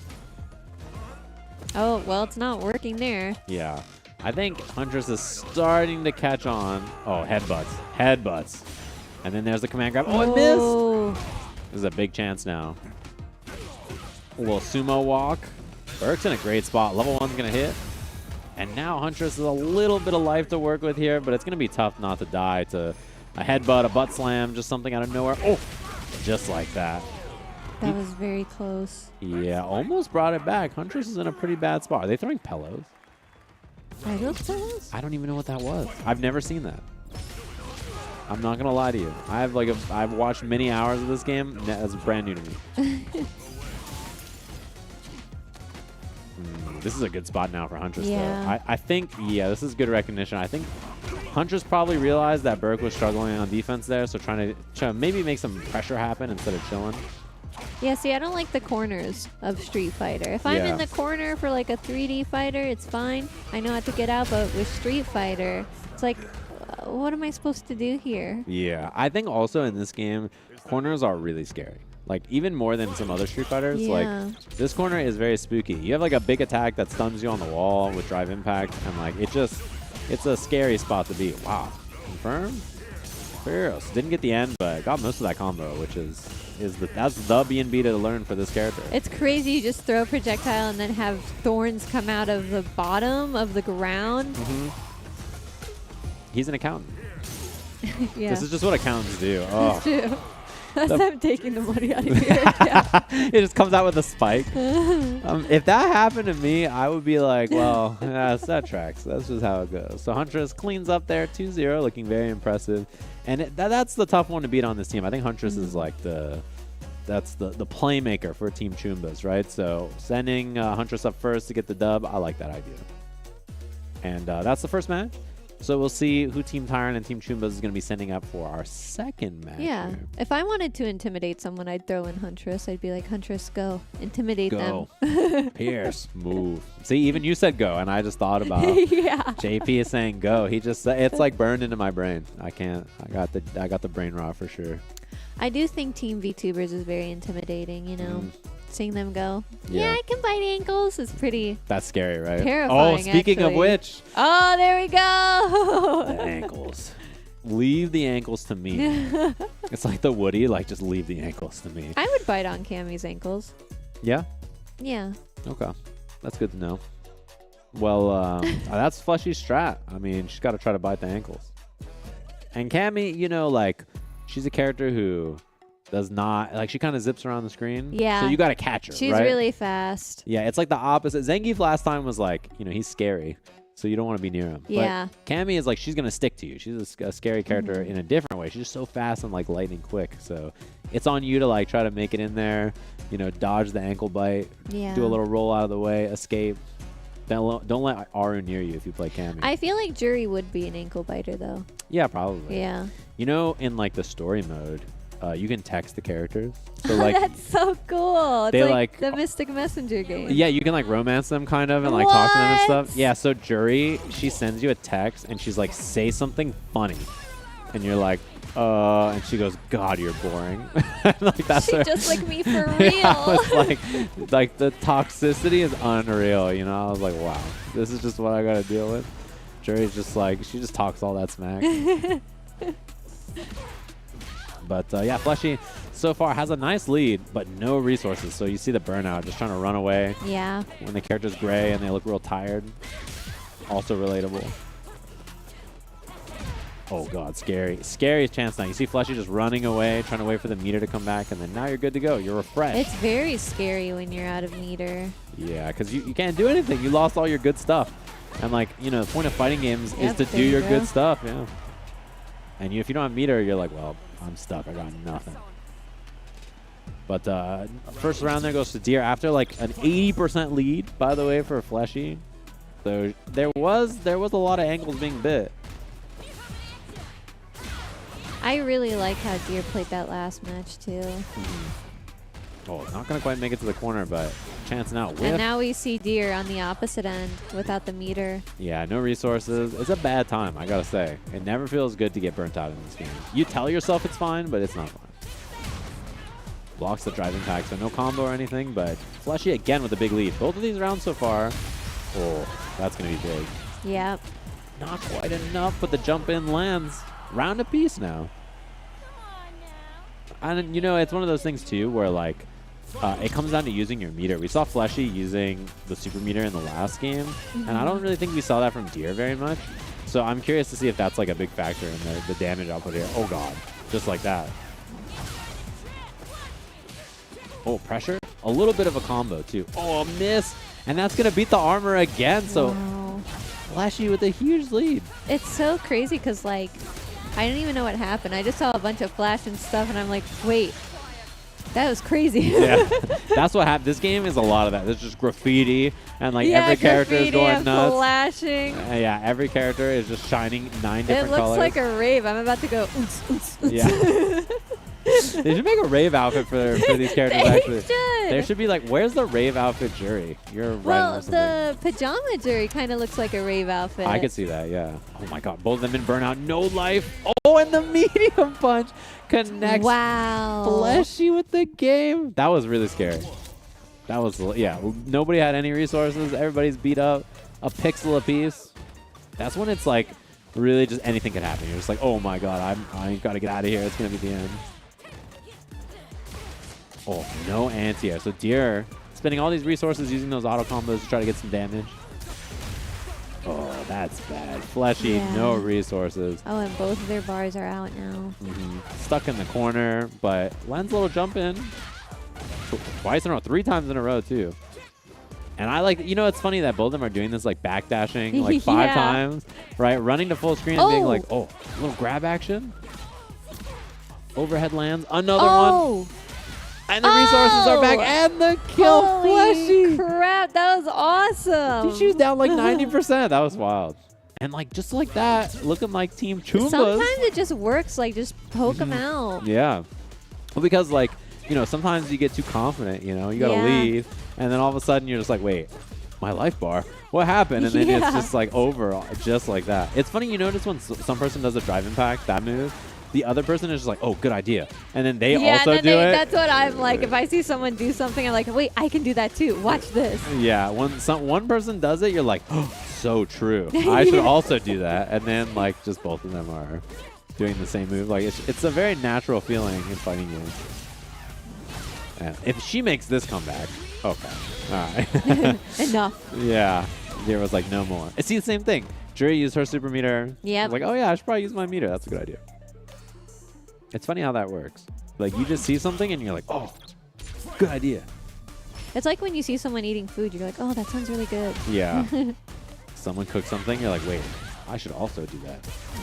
Oh, good reaction. All right, big chance for Deer. Has a level 2. Look at this neck break. Oh, the neck and your knees, the back of your knees, that's the weak spot. She's so slay for that. If she did that to me, I'd be dead. Like, that is, I definitely could not survive. I thought you were going to say something. No, I would perish. I'd be dead on the floor. That's what I was going to say. Keep it down over there. If she did that to me, I'd be dead. Like most people would be. Yeah, right? That's what I was going to say. That's what I was thinking too, totally. Yeah. That would for sure kill me.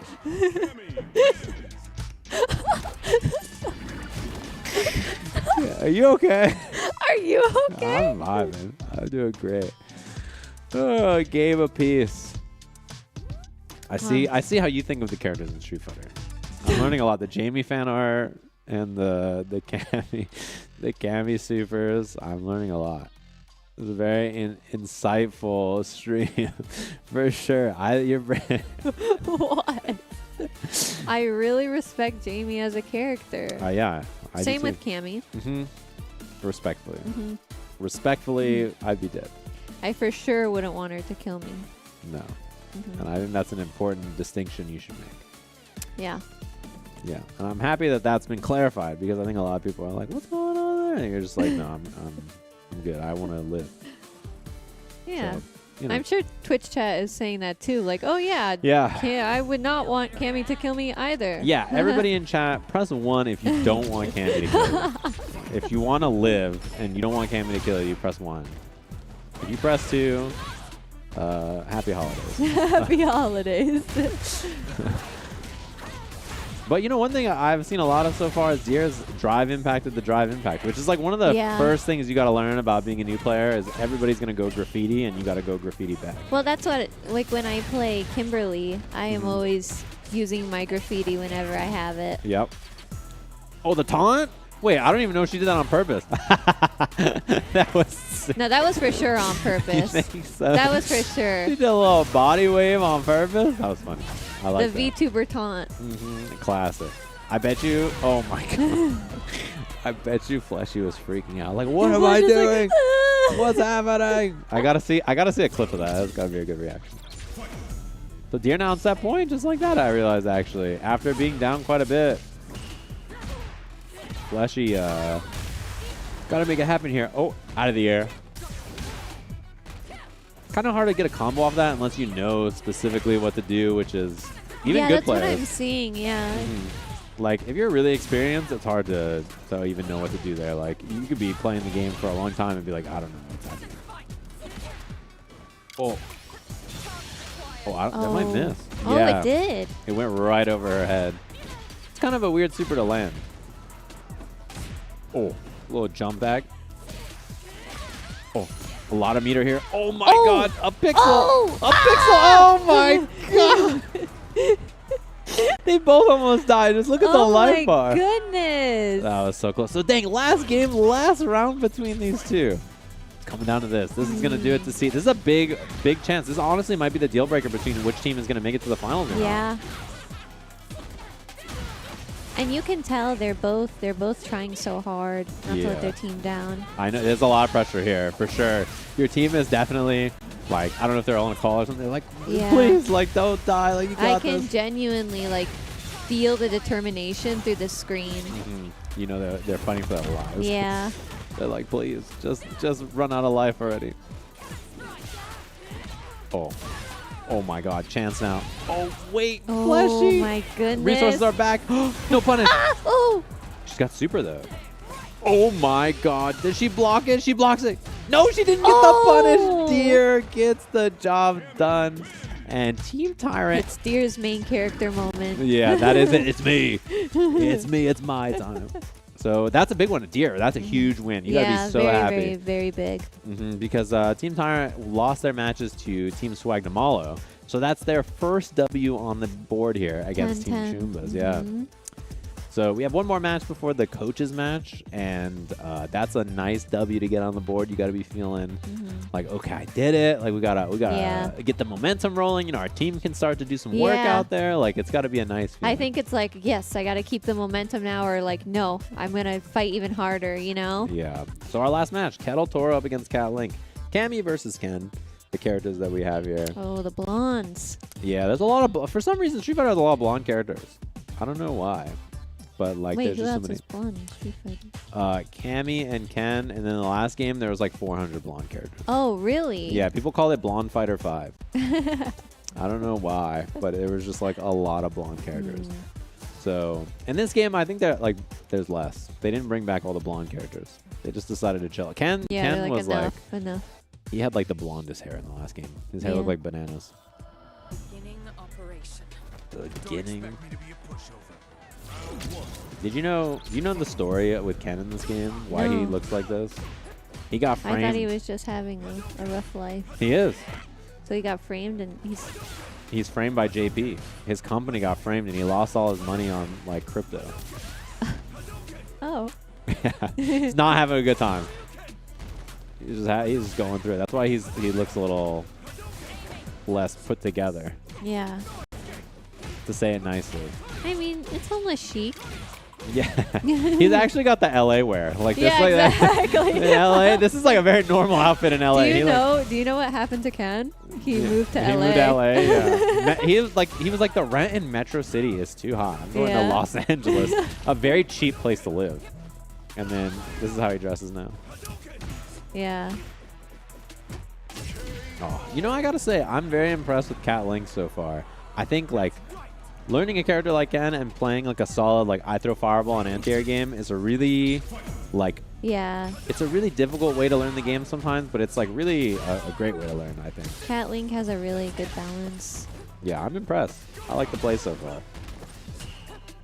And Kettle Toro is trying to get in and make some kind of offense happen, which is what you need to do if you're dealing with somebody who's playing like kind of a slow defensive game plan like this.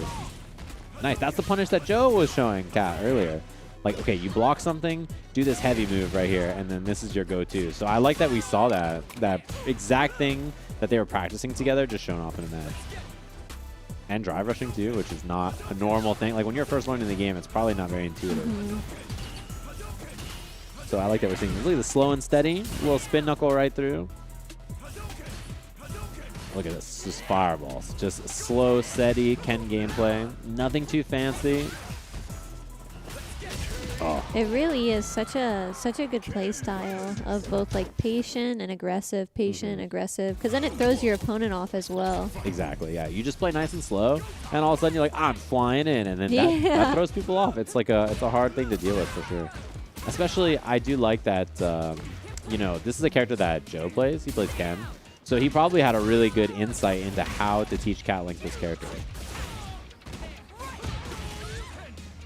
But a bad Oh, wait, isn't Bison blonde too?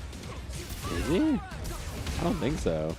Oh, maybe. Oh, Guile's blonde, though. You reminded me of this that's state. what I was thinking. Yeah, I thought his Guile's name was blonde. Bison for some reason. Well, Who's Bison? Bison, he's dead. Oh. Yeah, you don't have to worry about it. Okay. He's the guy with the psycho power. He's like purple. He's dead though. You don't worry about him. Yeah, Guile's blonde. Guile is blonde. Yeah. He's got wild hair too, so it's like he's extra blonde. You might count as two characters. This is, I gotta say too, this is a really rough spot to be in the corner against this character, Kettle. Yeah. Although Kettle Toro does get offense and then makes it out safely. So I love the startup of her spiral arrow getting hit. She just goes, spot, and then she just gets hit and like falls to the ground. She's like, I tried. Nice. So game of peace. Kettle Toro, I gotta say, will stick to you. Like, you know, Cammy is that kind of character where you just stick to someone, you run your offense, you're doing great. And we've seen that a lot so far where Cat Link is not really able to keep this character away in that game. It's coming down to a last game here. These two teams definitely very, very close, right, in their skill level. We've seen a couple of like kind of back and forth matches, this last one and this match here. Oh, nice. A little combo into the step kick. Both of them seem like evenly matched with each other, you know?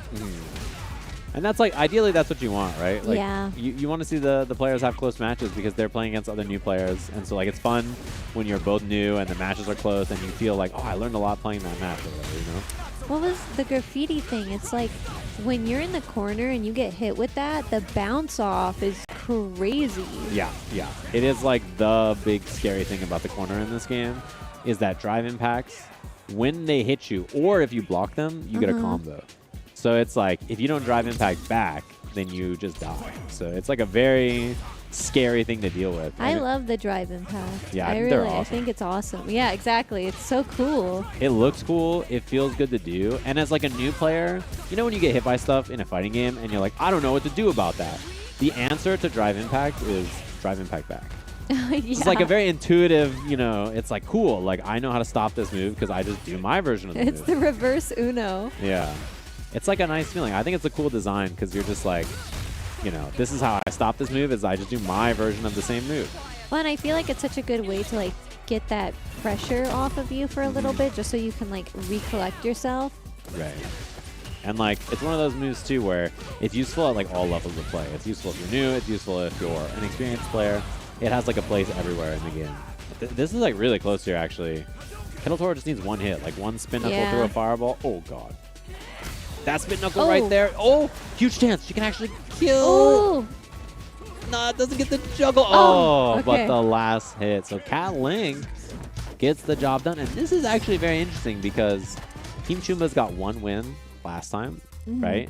And so they were 1-4 in their last one. In this one, it could actually end up being that we tie up, I think, in points between the two teams. I'm very curious about how this is going to go down. We could, especially if Joe wins, we could have a scenario where like there's like a tiebreaker like kind of thing going on. So I'm curious about this, about where we're at in terms of points and like who's going to be winning and all kinds of stuff. So interesting, very interesting match that we have between these two. Definitely these two teams are very evenly matched. Yeah.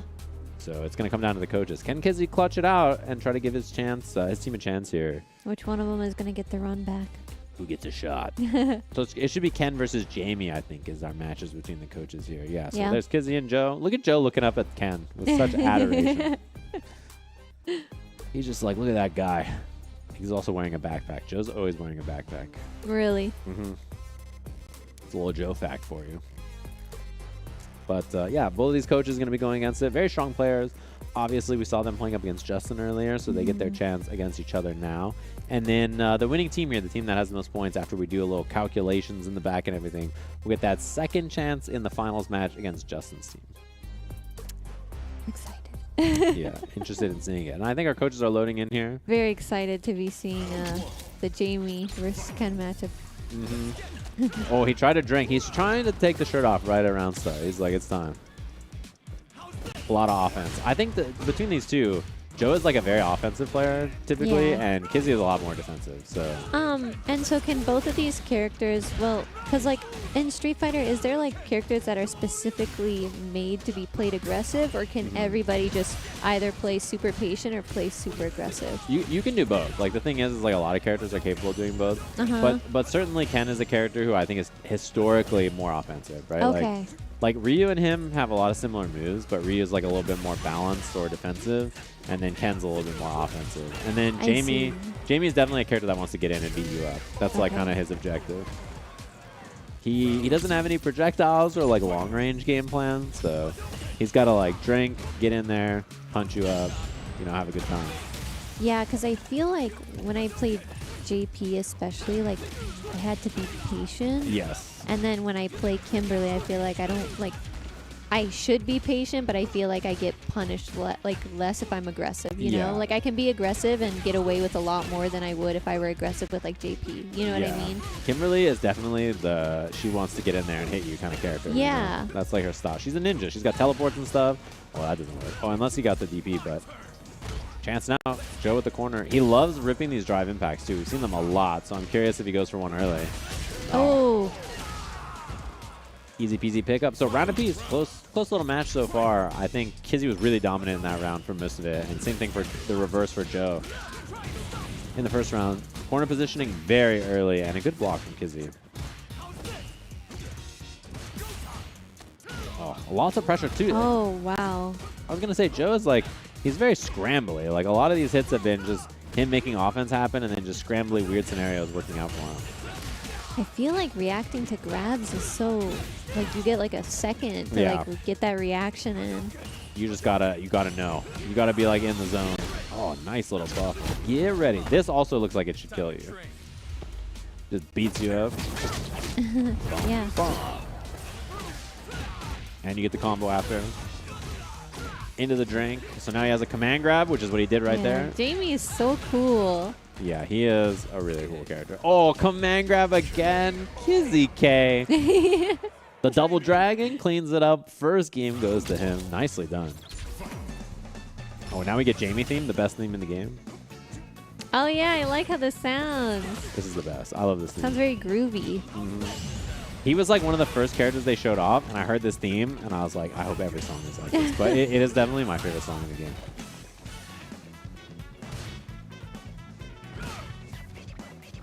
Oh, so we do get confirmation that the coaches match here, this will determine who is going on to play against Justin's team in the final. So Kizzy, 1 game away. Oh, we're shirtless.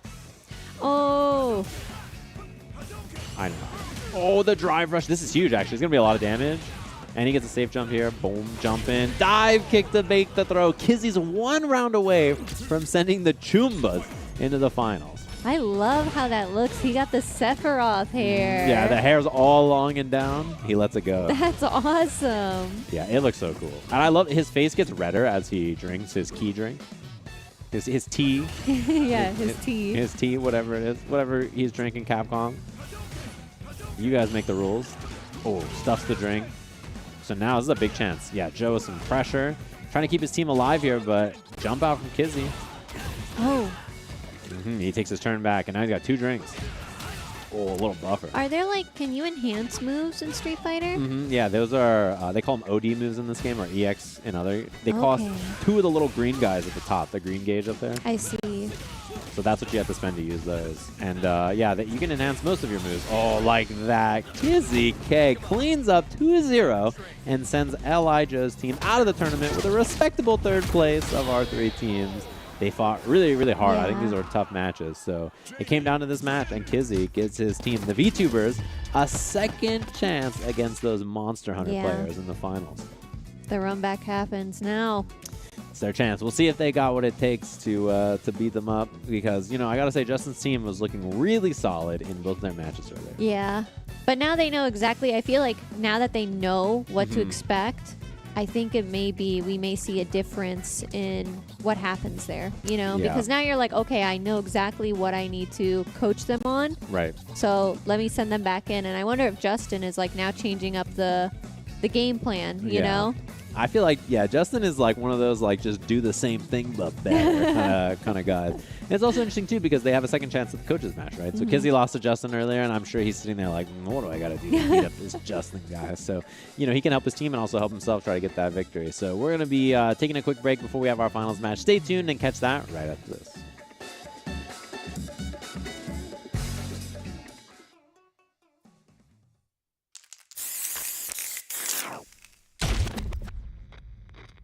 Time to work, time to work. When inhaled, coriamurtin blocks the gamma-aminobutyric acid receptors in the central nervous system, causing spasmodic muscle contractions. Master, it's a work of art! It's perfect! What to do with you now? So, shall we put him out of his misery?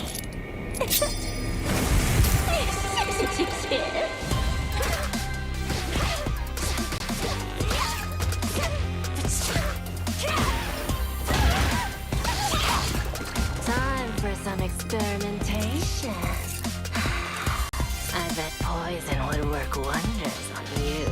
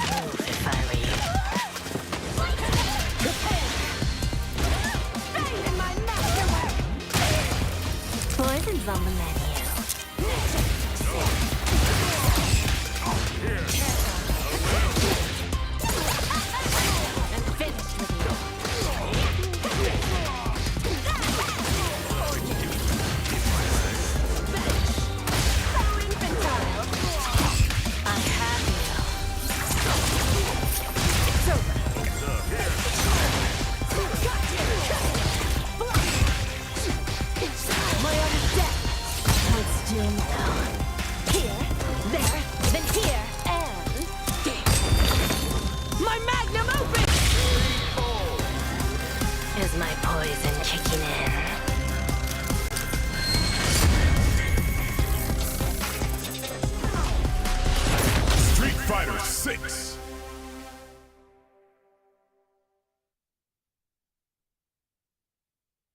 No escape. Shit. Shoryuken! Started from the bottom and I'll never look back. Look at all my haters, y'all making them mad. I'm ready for a fight when it's on, it's on. I'm charging like a bull when it's on, it's on.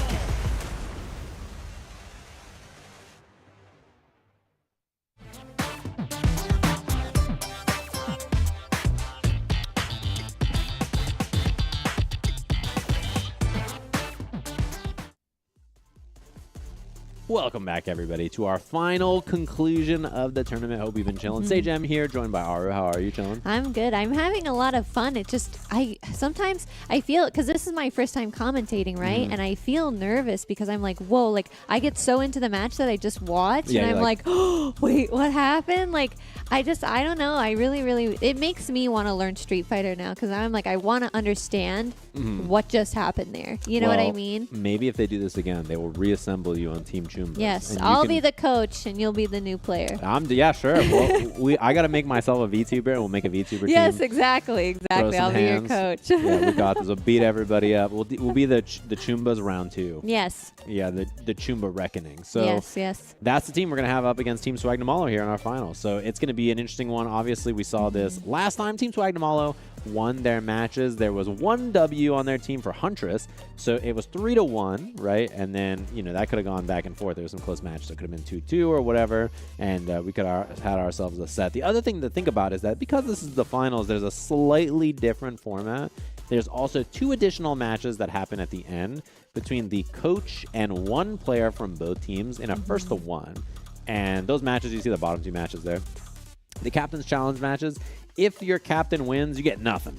But if your captain loses that 1 game, then that team gets 30 points. Yeah. So that's like a big swing of points. In fact, it's enough for your team to win a lot of times. Yeah. So that's very important that the captain doesn't just die to whoever is trying to beat them up out there. But other than that, we have the same format you've seen all day.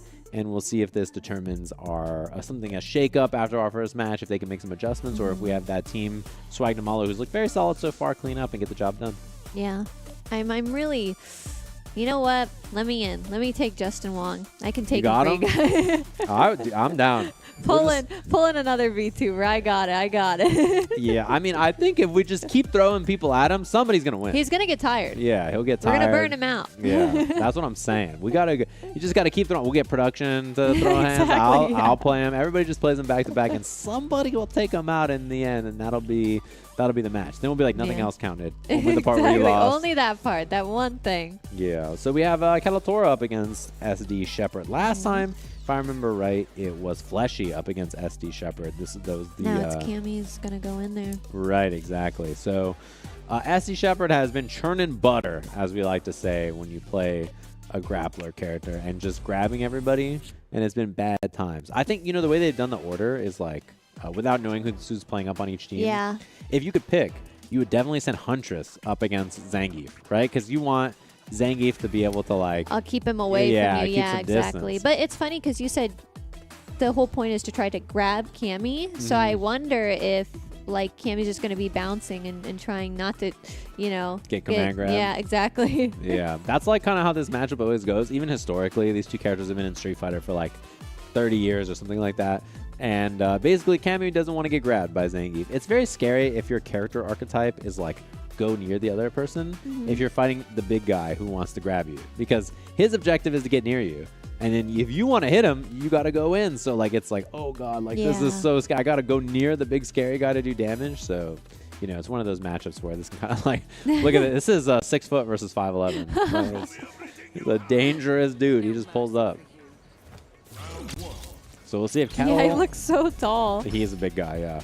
The thing is look at this. That's so crazy. Yeah, he's just walking. Yeah, he is the tyrant. That is the T-Virus. That is the T-Virus. He's pulling up on you. I need a Mr. X Zangief. But she was able to get out of that really quickly. Yeah, she ran for it, which is what you got to do if Zangief's pulling up on you like this. Command grab. No! Not enough to kill, That's but our first one. yeah, just the one scoop. Oof, rough one. The armor there beats the dive kick. Shepard so far, gotta say, has not had a lot of scary looks. He's just been kind of walking around grabbing people. Yeah. I feel like... Yeah, I think it would be, for me, dependent. Like, if I knew I was going up, like you said, like, JP would be perfect. Yeah, but that's why there's the blind pick, right? So you don't know, so you can't go send your anti-Zangief character to beat him up. He's invincible. Ah! Just gets the big grab. It's so violent. Yeah. He is not very friendly, I gotta say. He just pulls up. He's a sweetheart in the story, but... That's how it always is, though. The scariest looking character is the sweetest one. Yeah. He's like so kind. He's like, you want to learn how to wrestle? And you're like, no. And then he beats you up. Oh, God. Scary drop kick. She's losing a lot of space on the screen, Cammy. She's got nowhere to go. The sweeps and the grabs. No. Yeah, and then you're kind of just forced. Once you're backed up into that corner, you're kind of just forced to make a decision. And it's like, it's going to be the wrong one anyway, you know? Yeah. And that's the problem is you get hit by the sweeps. And, like, he's just kicking you in the legs. And you're like, all right, I guess I'll block. And then he just walks up and command grabs you. And you're like, no. That beats block. Like, you know, it's just how these characters work. Oh, God. And Shepard clearly has, like, a pretty good understanding of what to do with Zangief. And also is pretty patient, actually. Doesn't get it, like, too overzealous. So I think whatever coaching and stuff that he's learned there, it seems like it's working very well. Oh, that's going to break the armor. That's pretty good, though. She's got him in the corner. Yeah, he is struggling. Look at her go. Oh, let's go. This should be the kill. Not enough. It's so close. No health. There we go. Yeah, got a little chip out there. Nicely done. So Kettle Toro, that offense, that's been her biggest thing so far, I feel like. It's just getting in there with Cammy, beating people up. When in doubt, chip them out. Yep, that is so true. That's all you got to do. You just get in there and get a little chip. Take a teensy little bit of chip and then get the job done. Kettle is so good at adapting. Yeah, and it's scary against a character like Zangief. When you're new, it's hard, right? This guy is big, and oh my God, he kicked her off the wall. In burnout now too, so no more reversals, and I think she's dead. Oh, I was gonna say it's close to killing, but just makes the whole screen shake. And it leaves a crater in the ground. You can see like the thing is shattered where Cammy. Her poor head. Yeah. And it makes you think like, how do these people live from this stuff? Like Zangief's doing this to people. It's gotta be a violent place if Metro City you walk around and this is what happens to you. He walks up. Oh, good jump out. Escape the command grab. Yeah, Kettle is like picking up on what she needs to do. But also, you know, Shepard is just like, okay, well, let me do this new thing then, you know? Yeah. And that's burnout off the drive impact into the level 3. So Kettle has a lot of resources, but yeah, no drive gauge is brutal here. That's not going to be close to killing, but another command grab might do it. We're pretty close at this point. Oh yeah, anything will do it now. We'll see if Kettle Toro can mount any kind of comeback here. I believe, Kettle. I believe. Got a lot of meter, so that'll help. Oh. The beginnings. Jump in. Oh. Another chance. Oh, stun? I believe, Kettle. It didn't reach. Zangief lived. No. Man, Shepard so far has been a mountain to climb. It's been tough. Shepard has been really good. I think, unless Shepard plays again later against a coach or something, I think that means that Shepard's been undefeated today. I don't think Shepard lost anybody. Oh, wow. Congratulations, Shepard. Very well played so far, for sure. So the Chumbas, you know, they know that guy's big and scary. They got him off the board. We'll see about the rest of the team. Because, you know, it could end up being a factor where the other two matches go their way, and all of a sudden it's coming down to the coach's match or, like, the captain's match at the end against them. So we'll have to see how it goes. So that's the first member, Shepard, up against, or for Justin Wong's team, which, you know, got the job done. Looked very good with the Zangief. Slow and steady. Bakba Soup up against Fleshy going to be our next match. Okay, so this match, again, didn't happen last time. Bakba Soup played against Huntress. So we're seeing this one for the first time, which it also means that we're going to see Krim up against Huntress as our last match. And then we'll have our captain's match after that. So that'll determine our little breakdown here about what the scores are like. We're going to see a lot of projectiles, I believe. Yeah, I believe that is correct. But I'm also interested to see this match too because Bak vtuber had a really foundation that was solid with Chun-Li. Throw the fireball if they jump, do the up kicks. Really just basic, solid options. And that didn't really get to happen last time against this team because it was JP. But this time it's a character that you can kind of do that against. So I'm curious about how it goes. I mean, it's been nice to see all the different matchups that have been shown. I wonder, because you said Jury has projectiles as well, right? Yeah, she does. She's got a couple that she can use. She has a couple of things that beat projectiles too. So she's a pretty well-rounded character. She's got a lot of good options. And same thing with Chun-Li. Both of these characters are like that. They have lots of good stuff that they can do. Oh yeah, the drive rush throws. Back to back. This time she jumps out. Fleshy out of there. Ooh, and a parry on the drive impact. I love how we've seen Chun-Li's design get more and more sophisticated throughout the years. It's you're kind of seeing her grow up. They finally were you know what? We've been making Street Fighter for 30 years. Chun-Li can finally be a little older. And same thing with Ryu and Ken too. They finally made all the characters older. And they're all right, you guys can be adults now with jobs. Instead of 30 for forever and just fighting people. So in this game, Chun-Li is she's a kung fu master who's teaching the youth how to do kung fu, which is really cool. She teaches you kung fu too, which is I mean that's probably a pretty good teacher, all things considered. Yeah. Wow, what is that move called again? The one that Jury does? It's she does an upwards pinwheel basically. That's super cool. Yeah, she has a grounded one and she has an anti-air one. That one right there, yeah. Oh, that's gonna hit. Yeah, I guess when you block that, it's super punishable. You have the whole world time to do it. Oh, the Tensho kicks, which is something that we've seen a lot. Bak vtuber has been doing that a lot of fireball, anti-air, and that kind of basic game plan is really solid and it has been paying off really well. You can't really go wrong. Bak vtuber has made me want to go home and try Chun-Li, and she's awesome in this game. She's really fun. I think both these characters are really fun in this game. They got a nice glow up in how fun they are to play. I think Jury was really cool in 4 and 5, but in this game, she's I think the most fun to me.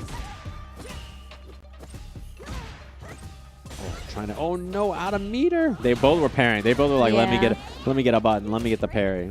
Punish counter throw. It is very scary though. You lose meter. Yeah. It costs you a poor drive gauge, and then you're out of gauge, and you're what am I gonna do? Oh, this might be chip. Runs away. But I mean, I'm assuming they do that so that you can't just spam parry, right? Right, yeah. Because then otherwise you could just parry over and over and it would cost you nothing. It'd be a little too good. By a little, I mean a lot too good, probably. it's probably a good thing that they don't allow you to do it for sure. Oh man, Fleshy's trying to do parries or drive rushes or something to get in there, but Bak vtuber's just chilling, just throwing some fireballs. Vibing, not doing anything too fancy. Well, and I think they kind of understand each other as players. I think Fleshy is kind of picking up that Bak vtuber is going to chill there and just wait it out. So Fleshy has to do something, and Bak vtuber knows that Fleshy is going to be aggressive and try to just get in no matter what. Exactly. So when you have that kind of all right, this is what you're looking to do. Yeah, exactly. You get some counterplay back and forth, which is always cool. Has meter here. Yeah, just does the up kicks again. We've seen that combo a few times. Hazanshu, level 1. Uh-oh, not enough to kill, but this is a really rough spot now for Fleshy. Yeah, especially in the corner there. That's so scary. One hit will do it now. Fireball chip, anti-air. Oh! That'll do it. And then the punish, yeah. Yep. Anytime you miss like that, it's always going to be a problem. So I got to say, this Swagnamalo Monster Hunter team has been looking too tough so far. Yeah, Justin very, Wong's very coaching. tough team. 2 points, so that's 20 points. 2 wins for that team. And so now it's up to the Chumbas to try to clean up here. They have Huntress, who I think is their most powerful asset as a player. And then they have Kizzy on the coach. They need both of those, or they need someone to beat up Justin later on in that extra captain's match to try and tie things up. So Huntress up against Krim here. Going to be our match. Jury versus JP. Man, everybody's been playing Jury and Cammy. These characters are popular. Well, they look so cool, you know? Yeah.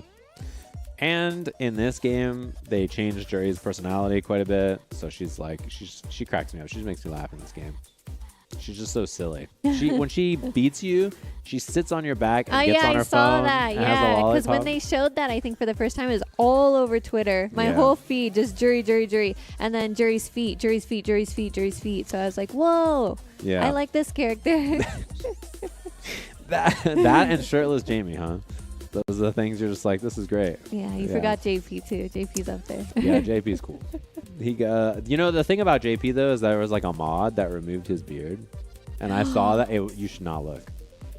If you want your opinion of him to stay high, I feel like that would look so bad. it's really not good. Yeah, he needs the beard for sure. He's struggling without it. Yeah. If you guys haven't seen it, Don't look it up. yeah, no, it's traumatizing for sure. It's not right. You're just gonna be like, what? But we have our last match. Before we get to the captain's match, the Asian Avenger up against Huntress here. Doo-doo. And Huntress so far has been really solid, really kind of like fundamental play. Obviously, she got some Chun-Li experience as well. And look at this. Full combo. Wow. And sets up the departure. That's the Dude, portal. Oh my God. JP is so crazy. Yeah. Look at him go. I feel like just watching JP gameplay stresses me out, and I'm not even playing. Yeah, that's how you know. He's a stressful guy to fight against. He just throws all these projectiles. He just beats you up. Oh, combo. Nice, man. It's so flashy, too. Yeah, he looks really cool. And his other outfit is really, it's like this cool suit that he wears, and he's got a hat. He's a cool looking character. And he's really fun to play. Yeah. I mean, you got to be if you're an accountant. That's where all the money goes. Yep. Into all the flashy moves. Yep. Oh, that'll connect. That's a lot of damage, too. The fact that, see, like, for me as a new player, like, how would I tell the difference between the projectile and the grab? He makes a different noise, is basically how you can tell. What? Yeah. So you have to listen? Gotta listen. Gotta use your ears. Oh, the perfect counter. Huntress won game. Huntress is like, I am not here to play. I'm here to win. I hope that when I hope they send up Huntress to fight Justin, and I hope Huntress picks Chun-Li and beats him. That would be sick. Just switches over to the other character and is like, what up? Maybe Huntress is the one. Yeah, see, when he does that, he goes, oh, wait, and he makes a different noise. It has a different sound. Yeah, there's like a different visual cue too, but it's a little, I feel like it's easier to listen than it is to see. One thing so far from Huntress is that, the reactions on those DIs have been so good. At a professional level, is it just as scary to like go against a JP? Like everyone's like, I don't want to do this. Yeah, I think he is unanimously considered to be a top 2 character, basically. Like the other character that's like top 2 with him is like disputed between a couple of options, but yeah, most people think JP is extremely strong. Really big props to Huntress for not only like trying out a new character for this, but actually playing the character so well. Yeah, I think she already hit plat or something I saw with this character, so I've been climbing. And also the Smurf. Yeah, and I gotta say, like, this is not an easy character to play. Like, people are always like, you know, they talk about how strong he is, but to pick up a character like this is hard, you know? Yeah. Like, as someone who's played the whole cast, like, there's lots of characters who are way easier to play than JP. Yeah. JP is definitely a hard character to play long term. He's not super easy. Well, and like I told you, like I chose JP first before Kimberly, and like I couldn't believe how difficult it was. I was like, yeah, I'm never trying this guy ever again. Yeah, and also if he's not an archetype you like, he is so like, you're like, oh, cool, like he looks so cool, and then you play him and he walks really slow. Yeah, exactly. I'm like, wait, I want to get in and punch people in the face, and like, yeah, and no, this is not don't him. do that right now, at least. Yeah, you're like, what if you stood the whole screen away Yeah. and you shot little ghouls at people? You're like, that's not what I signed up for.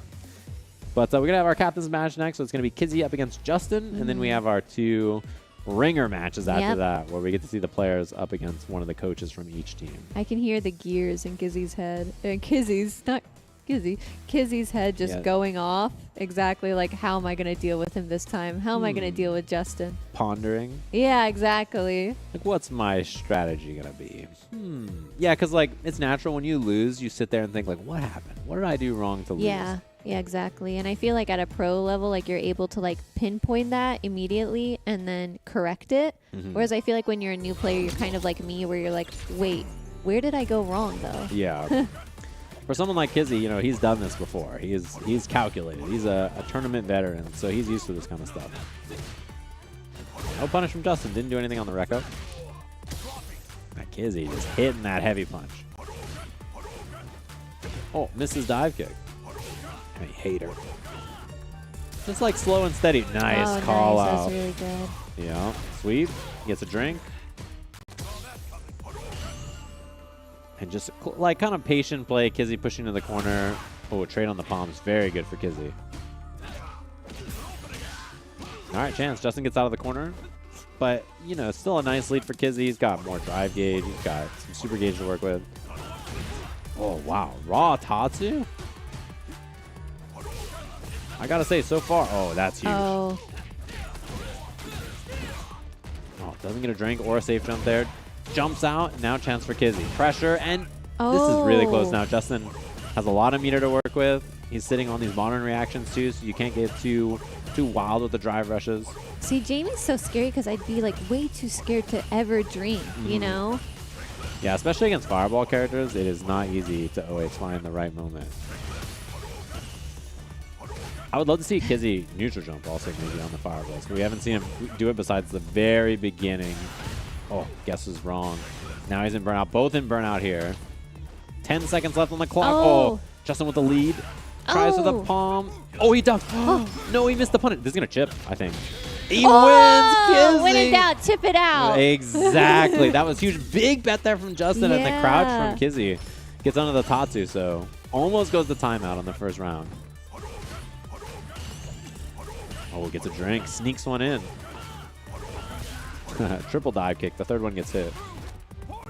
I love how Justin is just so committed to what he does. Yeah. This man he's married to the lane play. He's committal. Stuff on the fireball. He can take the third drink here if he wants it, which I think he's gonna. Oh, you were right. He's got that red face. And now he's popped. Oh, big chance. Should be the kill here for Kizzy. So when he's like this, are his moves different? Yeah, he enhances, like all of his moves get better. So he has the palm that you see him do. When he does the palm in this mode, he does like a second palm that does even more damage and gives him like, you know, better combos.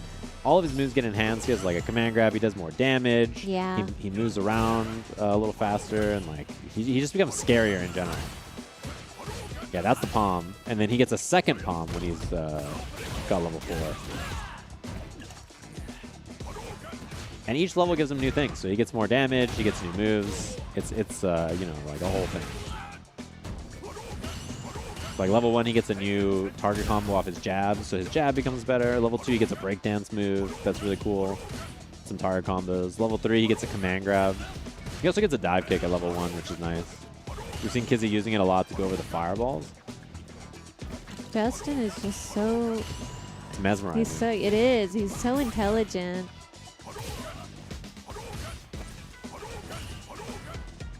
Patient play too. Kizzy knows he's down, but he's got a lot of time to work with. I feel like last round, Kizzy's like, I know how to get in now. I got it. And now Justin is like, okay, try that again. Like, I'm going to deny it every single time. Yep. Like, and you see Justin trying to get close here and threaten the fireball game so he can't get that last drink. Kizzy needs one more. Yeah. Oh, trade. Almost a chance for Kizzy there. Oh, he bet big, but didn't get killed for it. Uh-oh, chance. Uh-oh. Justin. He tries to jump out.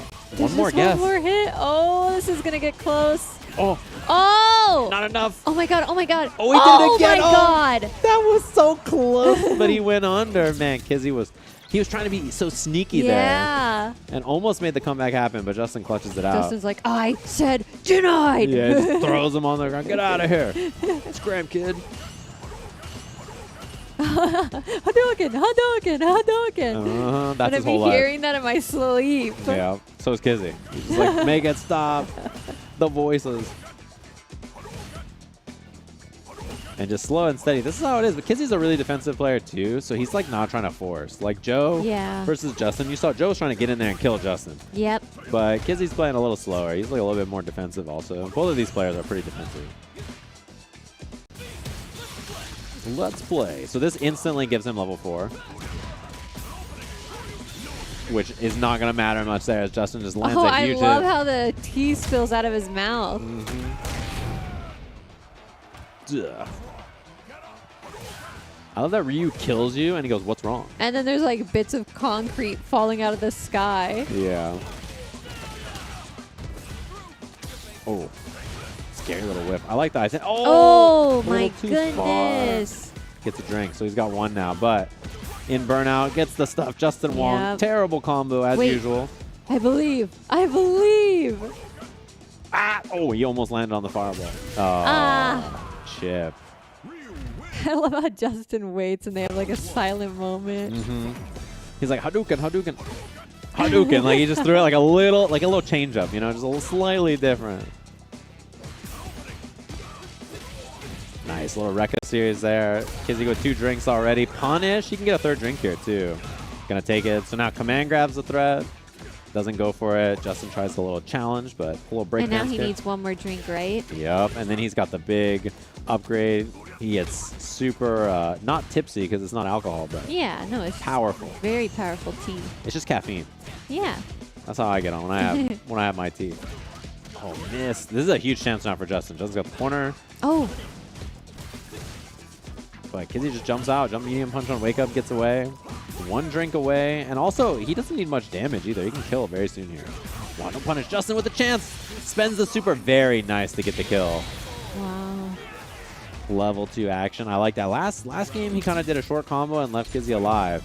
This time, spends it. Oh, try to sneak in a drink around start. That's the thing. I feel like playing someone like, well, I think this is like very common with all pro players, is like they have like 4 or 5 different styles they swap between, you know, when they need to.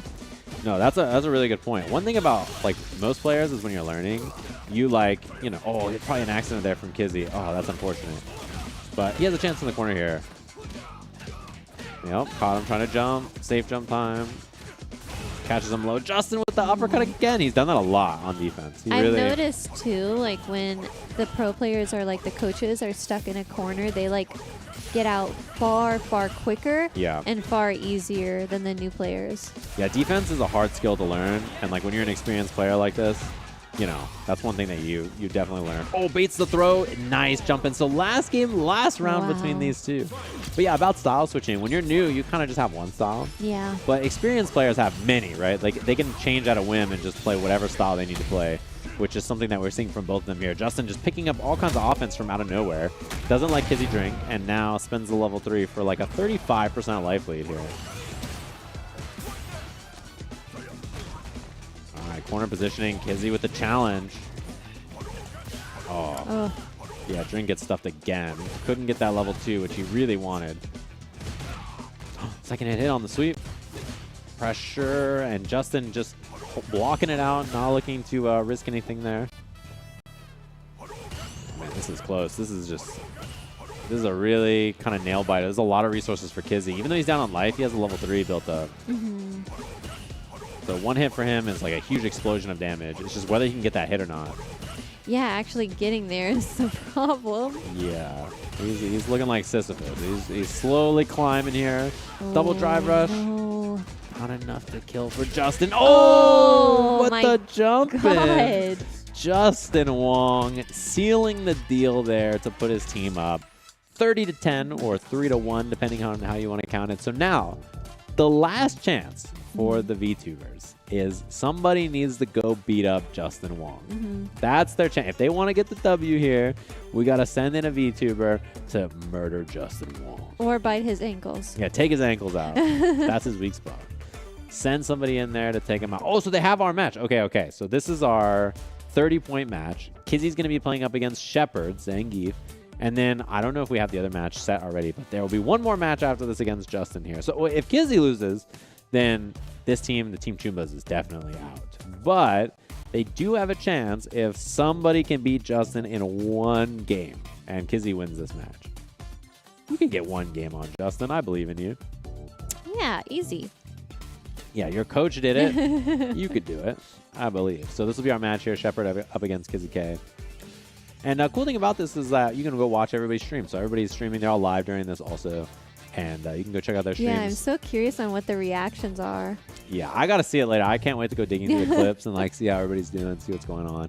Because I'm sure for a lot of people, you know, most of them, this is their first time playing Street Fighter. It's definitely like their first time competing in like a Street Fighter event. That's a lot. That's Yeah. a lot to like be the first time playing it, competing, and then being able to like have, I don't know, access to a library of knowledge, which Right. is like your coach, you know? Yeah. And if you're new, also, you should take advantage too, because the coaches are teaching everybody, so you can go up there and absorb all that Exactly. information for free, you know, Mhm. which is really nice. That's a great thing that it was like a 2-week thing, you know, because Right. you got to watch along, and then I'm sure like watching it all come together finally is like a very nice feeling. Yeah, for sure. And like, you yourself can go on your own little Street Fighter journey. You have like this nice little kind of, you know, library, as you put it, of videos and VODs and stuff to go Yeah. check out from everybody learning. So if you have any problems as a new player, you can just go check out those VODs and see what's going on. Or just go ask one of these coaches. These three people all play Street Fighter all the time. Mhm. They'll help you out. So if you want to just go ask any questions that you yourself have, you're like, hey, so I was kind of playing and like this thing kept happening to me. What do I do? Just go ask them and then you'll be good to go.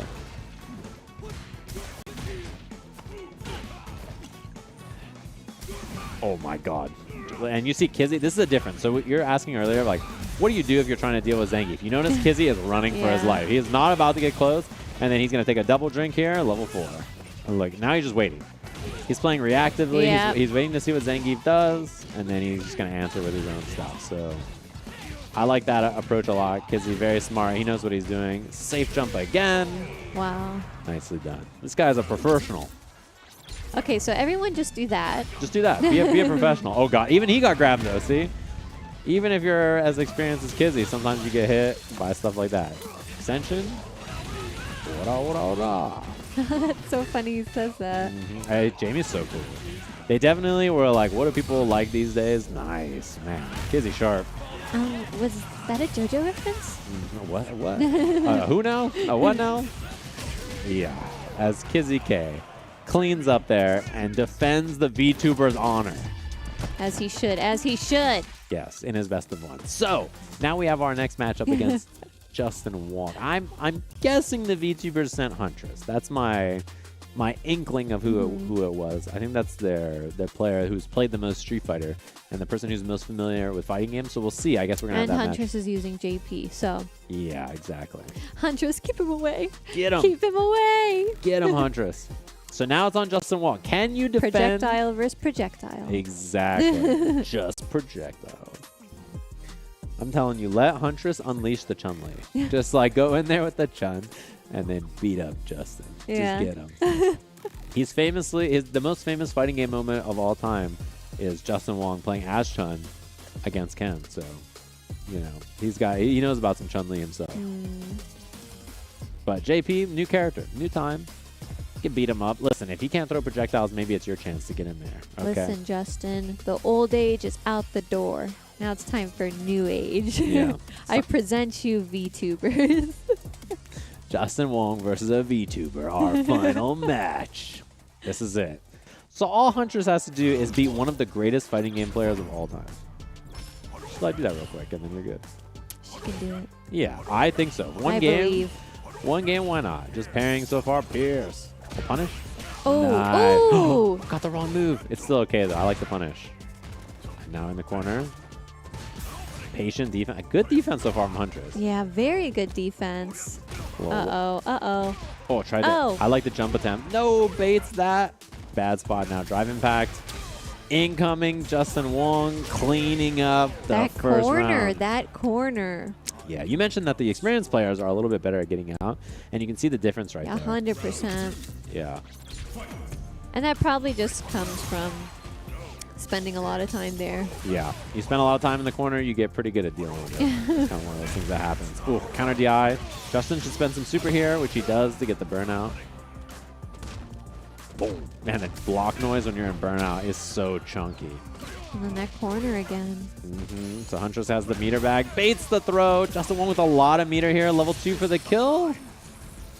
It's enough. So just like that, Team Swagnamalo is our new Challengers Tournament champions here with a dominant performance, beat both teams and then beat Team Chumbas again. Of course, they go home with second place. I think they did pretty well. I think everybody played pretty well for I such think so too. Like a short time with the game, you know, just a couple of weeks to try to learn everything related to Street Fighter ever. There he is, Justin Wong. That's the team captain. He's looking good. You see he's already smiling and stuff. Justin he's too happy with himself. You know that. That's just how it goes. So congrats to our champions, of course, Team Swagmala.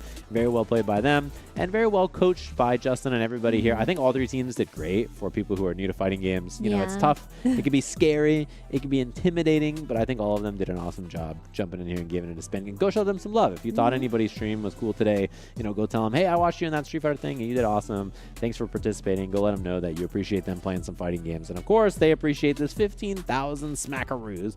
Of course, the lion's share going for our tournament winner. So thanks to Capcom for providing us not only this cool matches, but 15,000 bucks to our teams today. That is very cool. Kind. Yeah. It's so good to have things like this in the FGC. It makes me so happy. Yeah, because you don't it's cool. We have a Capcom Pro Tour with millions of dollars on the line for all of our competitive players, right? So it's nice of Capcom to be like, okay, what about people who are interested in trying Street Fighter for the first time? Exactly. Because eventually those people that come in are one day going to probably be pros themselves. Right. And so I think especially growing the FGC is really important because I feel like just like how VTubers have their niche tight-knit community, I think FGC is similar in that regard. So I really like that, you know, we're taking strides to expand and welcome new players, especially because like I've never wanted to like really dabble into Street Fighter as much, but now after watching this I'm like, dang, I want to play Street Fighter right now. Yeah, the FGC is the fighting game Chumbas. That's us. We're just vibing, hanging out, and if you want to be involved, you can be involved. The nice thing is you don't have to be a tournament player to be involved in the fighting game community, right? You can just be someone who you can watch them, you can stream them, you can just think that they're neat and just like check in on them every once in a while. You could draw fan art of them and think they're cool. Like whatever you want to do, whatever you're involved. Yeah, like both of us, you know. Like I stream fighting games and I'm not really that good, but I do love them. And then you're a commentator and you're not like a pro player or anything. So both of us aren't pros, but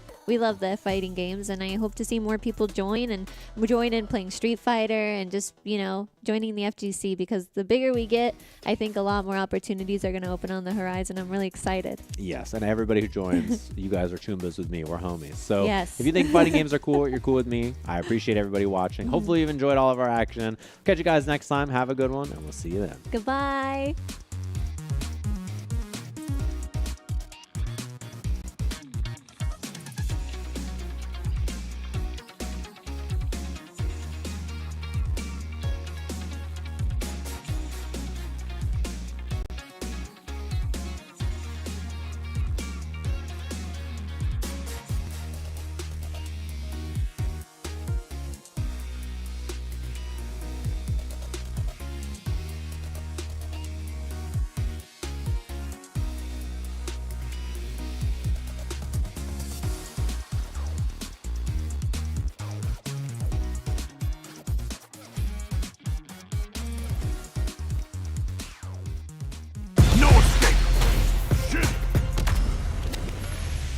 Sure.